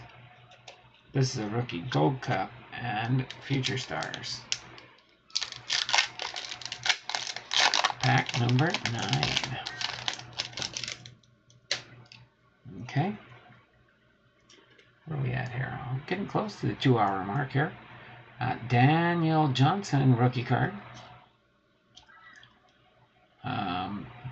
Jock Peterson for the Dodgers. Alex Verdugo with the Red Sox. Got our mascot. And it's just called Mascot for the Athletics. Now we got a Tim Anderson with the White Sox. Jacob Junis with the Royals.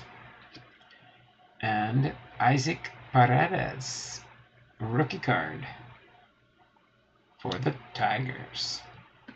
All right, pack number 10.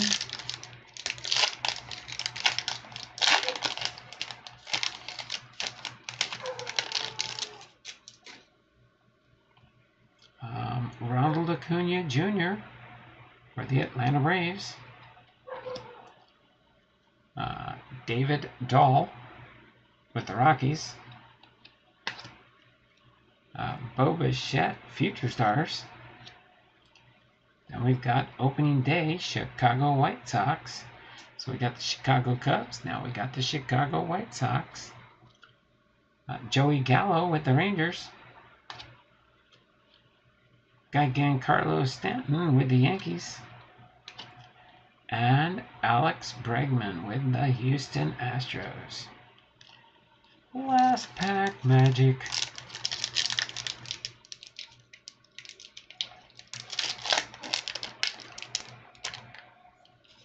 Uh-oh.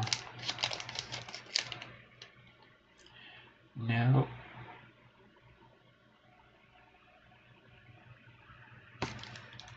Okay. It looks like we got a relic card. Don't think we got an auto. But it's pack number 11. Jacob deGrom with the Mets. Nick Castellanos with the Reds.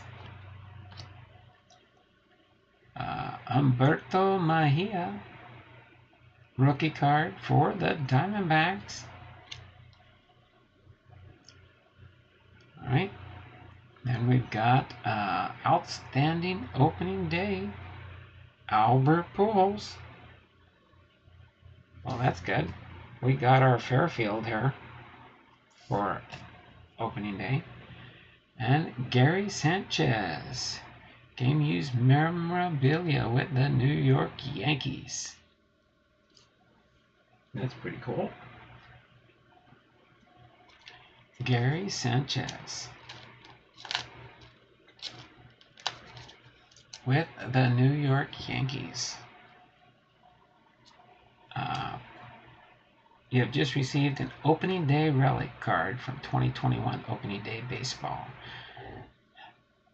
This relic contained in this card is not from a specific game, event, or season, but it is a relic. So there we go. There we have it. It's the ever-changing Super Chat game. $3 for a relic. Ding, ding, ding. I don't know if anybody likes to join in these games. But Big Ray, thanks for putting it in there for people, at least. So other than that, we can hang out for a few minutes if you want to get me to my 1 hour mark. Let me get my 2 Seattle Mariners all sleeved up. The D. Strange Gordon. This is the last year for Kyle Seager being in. He finished his year last year in 2021.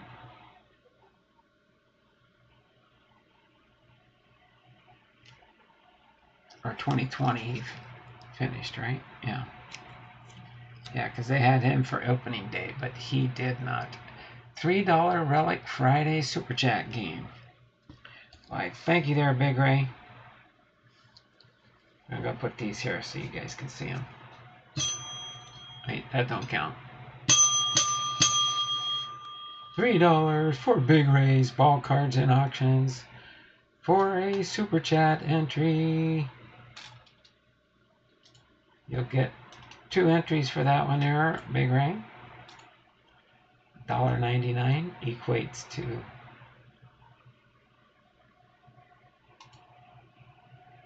a $2 Super Chat.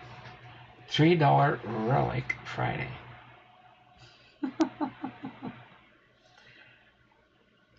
Okay.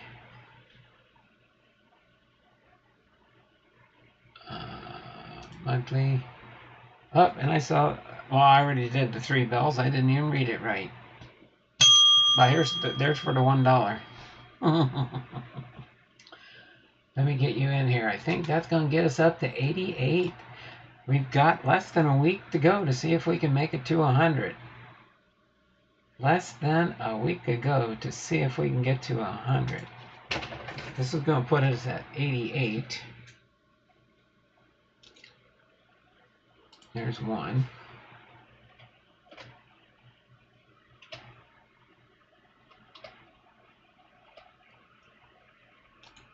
There's 2. There's 3. I'm going to save it. We now have 88 entries into the August giveaway.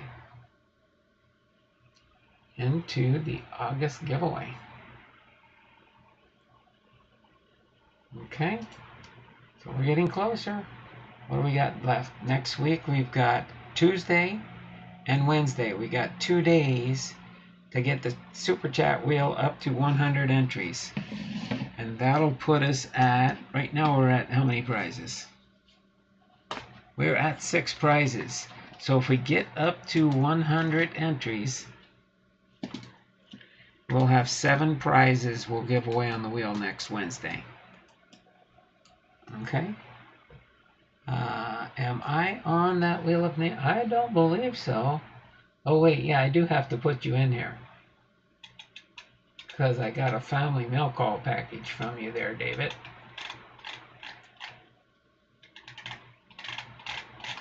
So, yes.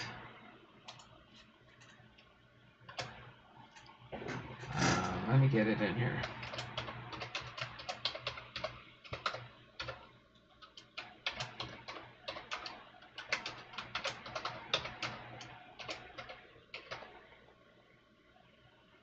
Oops.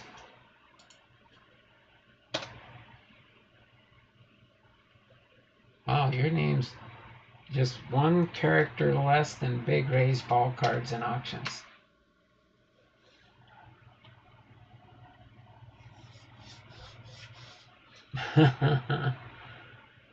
Hold on a second here, Big Ray.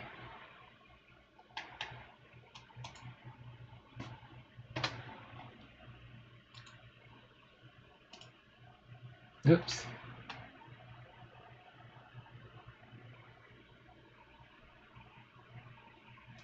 Hold on. I got it. Huh? What? Hold on a second here. Yeah, sweetie. Hold on a second, guys. I gotta see what my wife needs.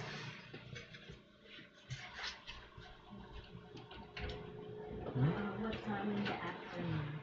I'll be right back, guys.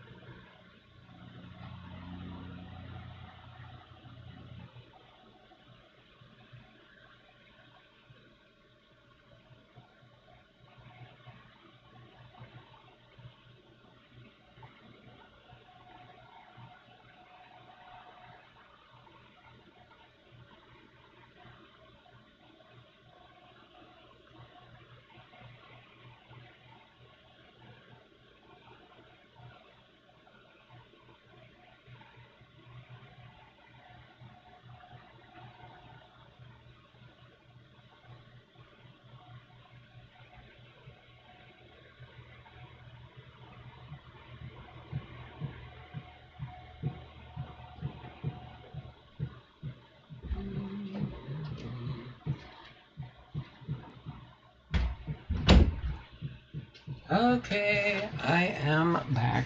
Sorry about the delay. He had a paranormal abduction. Oh no. Who did? Me?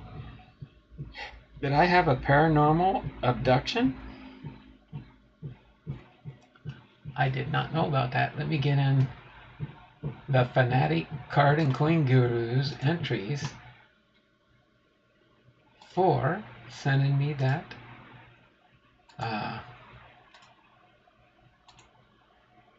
3,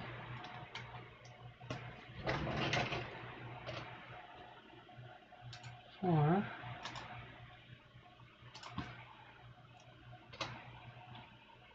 5,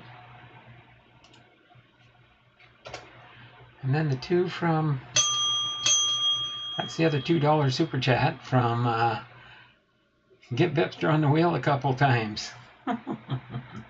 2, 3, 4, 5, and then give you 2 from Big Ray. You're awesome there, Big Ray. Right, and that puts us now up to 95 entries. We're 5 entries away from 100 entries on the wheel. Wow, I can remember days when we used to have 500 or 600 entries on the wheel. From long, long ago in Bethlehem. But let me get that saved really quick here. Get ready to rock and roll and close up shop here, unless you guys want to talk about anything. See you next time. Yo, Boomslang. Boomslang in the house. Where's the host? Where's the host? Oh, sorry, my wife knocked on the door. Usually if she knocks on the door, it's usually something important, and she was scheduling. She's going to have 2 more tests done prior to possibly her surgery. So I would almost think on the outset we're probably waiting to probably have her heart procedure that they're going to do. Might not be till October now, because it looks like toward the end of September, which right now it looks like, if you do want to enter it on your calendar, on September 22nd, the first day of autumn, she is going to have her 2 procedures done. She's got to have 2 different echoes. One's going to be an echo where they're just, well, the first procedure is they're going to have her regular echo done. And then in the afternoon, she's going to have another procedure. And then she will have where they have to put local anesthesia and sedate her a little bit, so they can put a scope down her esophagus to get a better picture of her heart. So other than that, no sound. There's sound. My microphone is working. There's gotta be sound. Or was that earlier when you were saying, because you couldn't hear me? I was downstairs talking on the phone to the ladies from the University of Washington in Seattle for her procedure. Can you hear me now? Can you hear me now? I hope you can hear me now. Can you hear me now? Can you hear me now? It says we got 14 thumbs up. Tell you what, if we could get some people in here and get 20 thumbs up, I'll open up another box of cards. I would definitely open up another box of cards if we got 6 more thumbs up. But let me set this aside for now. Those are base cards. This will be a Mike Trout.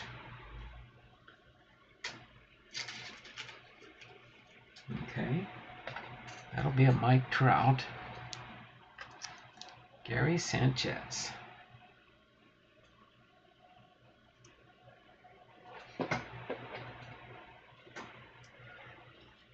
Oh, this one could go here.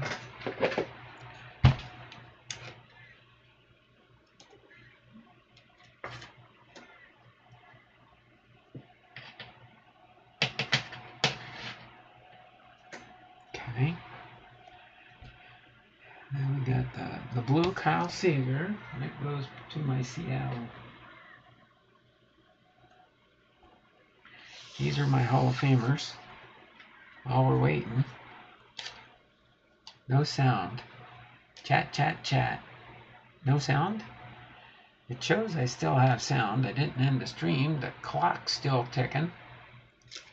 The clock is still ticking, so we should be getting some kind of stuff going on here. Lockin 99. Is there still no sound? Well, I know I'm going to get ready to end the stream. Let me see. Hello? Hello?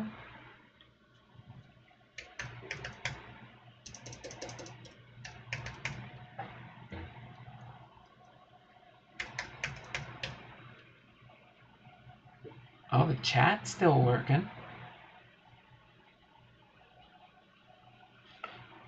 Go with one more here.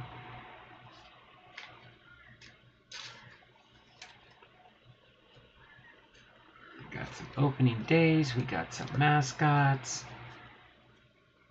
Let's set those right there for now. I'm not going to leave them up.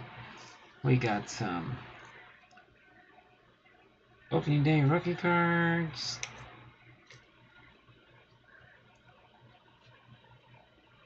Oh, D. Strange Gordon.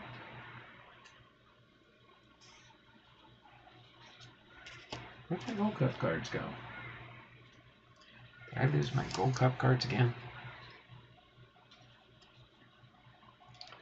Opening day future stars. Oh, there's the Gold Cup cards.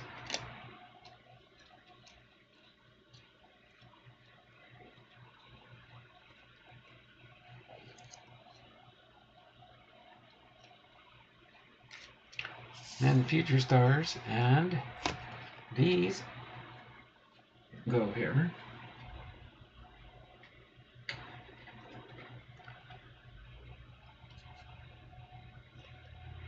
Huh? What? You should be able to hear me. It doesn't show my mic is not working. My mic is working. But if you can't hear me, I guess it's a good time.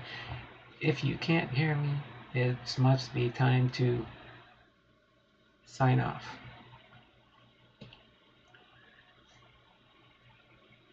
Can you hear me now? Can you hear me? Can you hear me? Can you hear me? Can you hear me? Real scratchy. Yeah, my voice is scratchy. Let me get a drink of water.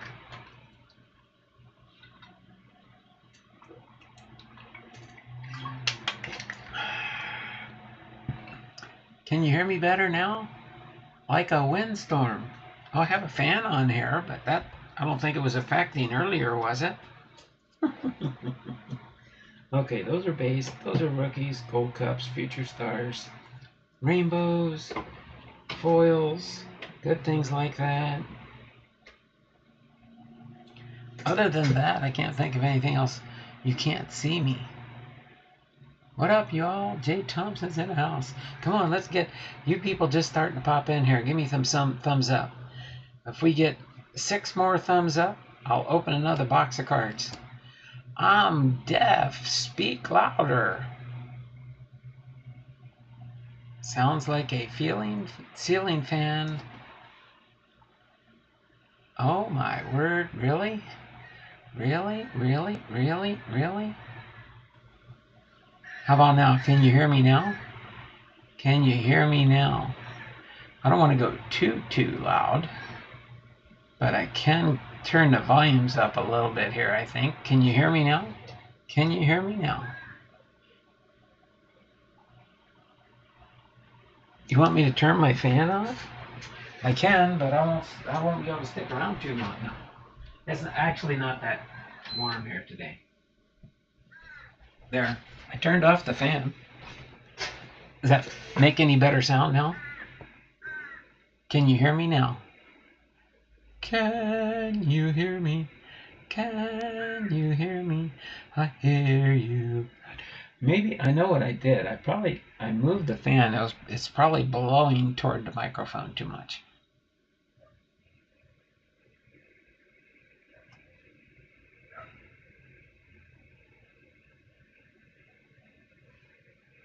It's clear now? Huh, maybe I'll try it since pretty soon fall will be upon us and it won't be as warm. So, plus I did turn up the volume a little bit. Let me turn it down a little notch still. How's that? Can you still hear me? Can you still hear me? It's clear now. So we got 15 thumbs up, 6 more thumbs up, 6 more thumbs up. If you got any ghost accounts, those will work too. Sign in with your ghost account and turn it up. Fanatic, turn your hearing aid up. Oh my word. But that's it. That was my opening one from opening day from Lock-in. So other than that, I can't think of anything else to chit-chat or talk about unless we get 4 more thumbs up. 4 more thumbs up, and we'll open up another box of something. Then we'll have to vote and see what you want me to open up next.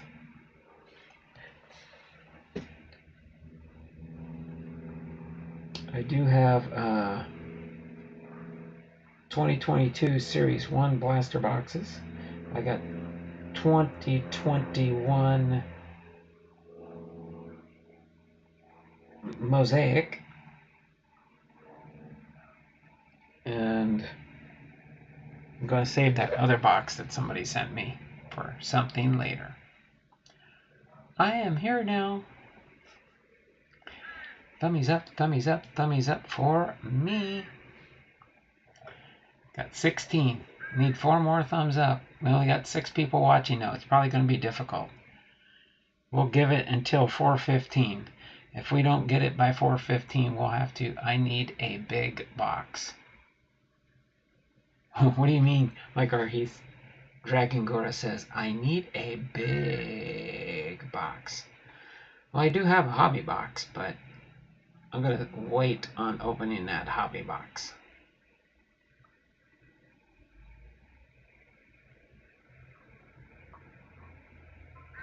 So other than that, about the only other stuff I'm going to work on when we do finish here is I will be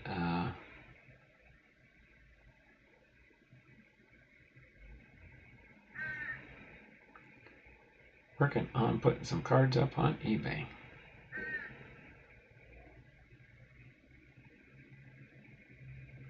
So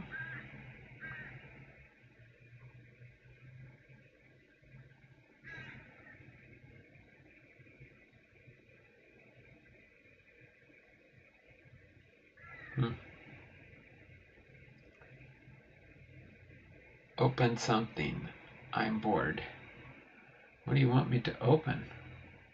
I'm not gonna.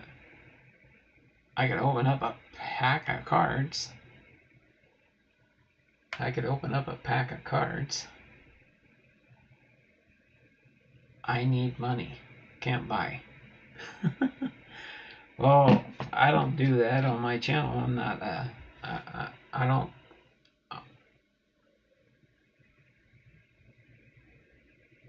I don't run a pack opening store.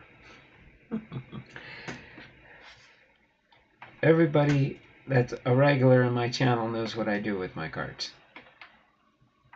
Anything I opened up here, if it's anything other than a base card like an insert, it's either going to end up on my eBay store, or I do have a few select people that I interact with all the time, and I'll name their channels real quick. I got Lock-in 99. I got the Fanatic card and CoinGuru. I've got Gourmet Breaks. I've got Kevin's Models and More. I've got Left Behind Chimes, Blake. I've got Chuck Dupree Sports Cards. And I've got Faith, Family, and Sports are people that I send packages out, and or pretty much they are Patreons. My Patreon members are, let me list off my Patreons. The Patreons are the ones that get free entries every month also on my channel. And oh my word, I gotta open up my Patreon somewhere here. Dun, dun, dun, dun, dun, dun. But my Patreons here, I'll read off my Patreons for you. I got them in my nice little binder here. So I've got Anaheim Skip Cards and Fun in California. Then I've got Big Rays Ball Cards and Auctions as a Patreon. I've got Robert Hain as a Patreon. And I've got Faith, Family, and Sports as a Patreon. So at their dollar level that they sign up with, that's how many free entries they get every month. A shoe store. We can open that. I need money. Can't buy.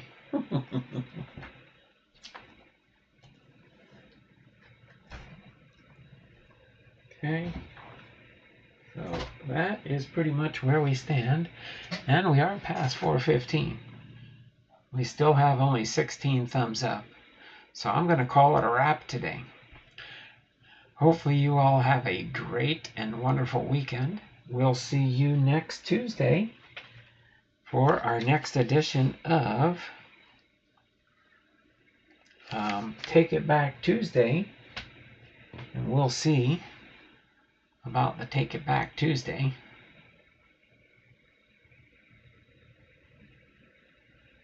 Oh, I got a shoebox full of this year's tops. Open something on board. I need money, can't buy. A shoe store. We can open that. Haven't worked this past week. Oh my word, Mike. What's wrong? You get laid off from work or just no work for where you work? Just kind of curious. So other than that, that's pretty much how my channel rolls here. So when people interact with me, I interact with those. And those channels basically where I have my holdouts in the back here. My teams that I take care of here are Faith, Family, and Sports is the Cincinnati Reds. Kevin's Models and More is the San Diego Padres and the Arizona Diamondbacks. Chuck Dupree's Sports Cards for the White Sox. Left Behind Times for the Atlanta Braves. Gourmet Breaks for the Oakland Athletics. Lockin' 99 for the Kansas City Royals. And, well, Bibby Bobka, the Fanatic card and CoinGuru is pretty much, he just likes me to send him base cards from sets so that he can build sets. So that's what I usually do for him. So other than that, that's pretty much all I've got going on here. So until today and yesterday, nobody has nothing for me to work on. I looked at jobs, but thought I charged too much. I think $25 an hour ain't that bad. Oh yeah. Well, it just depends on what you're doing for the job. If it warrants $25 an hour, too bad you don't live in Washington. I might put you to work sometimes. But I know it's Astros, David. I know you do collect the Astros. But I never know who you want to get from the Astros. If you just want, I could put Houston Astros in a box and send them to you. I could probably find you a good sleeve of Astros cards in our next trade. But I need a little bit more economical trade value here. But other than that, I'm going to go ahead and sign off for now. This has been Don Blondahl, Hall of Fame, Veterans, Sports Cards, and more. Having been live to you with episode 79, Hall of Fame Friday, Larry Doby, and Family Mail Call from the Fanatic Card Guru and the Baseball Blaster Box of Opening Day 2021, which we did find a relic. Gary Sanchez for the New York Yankees. Opening day baseball relic.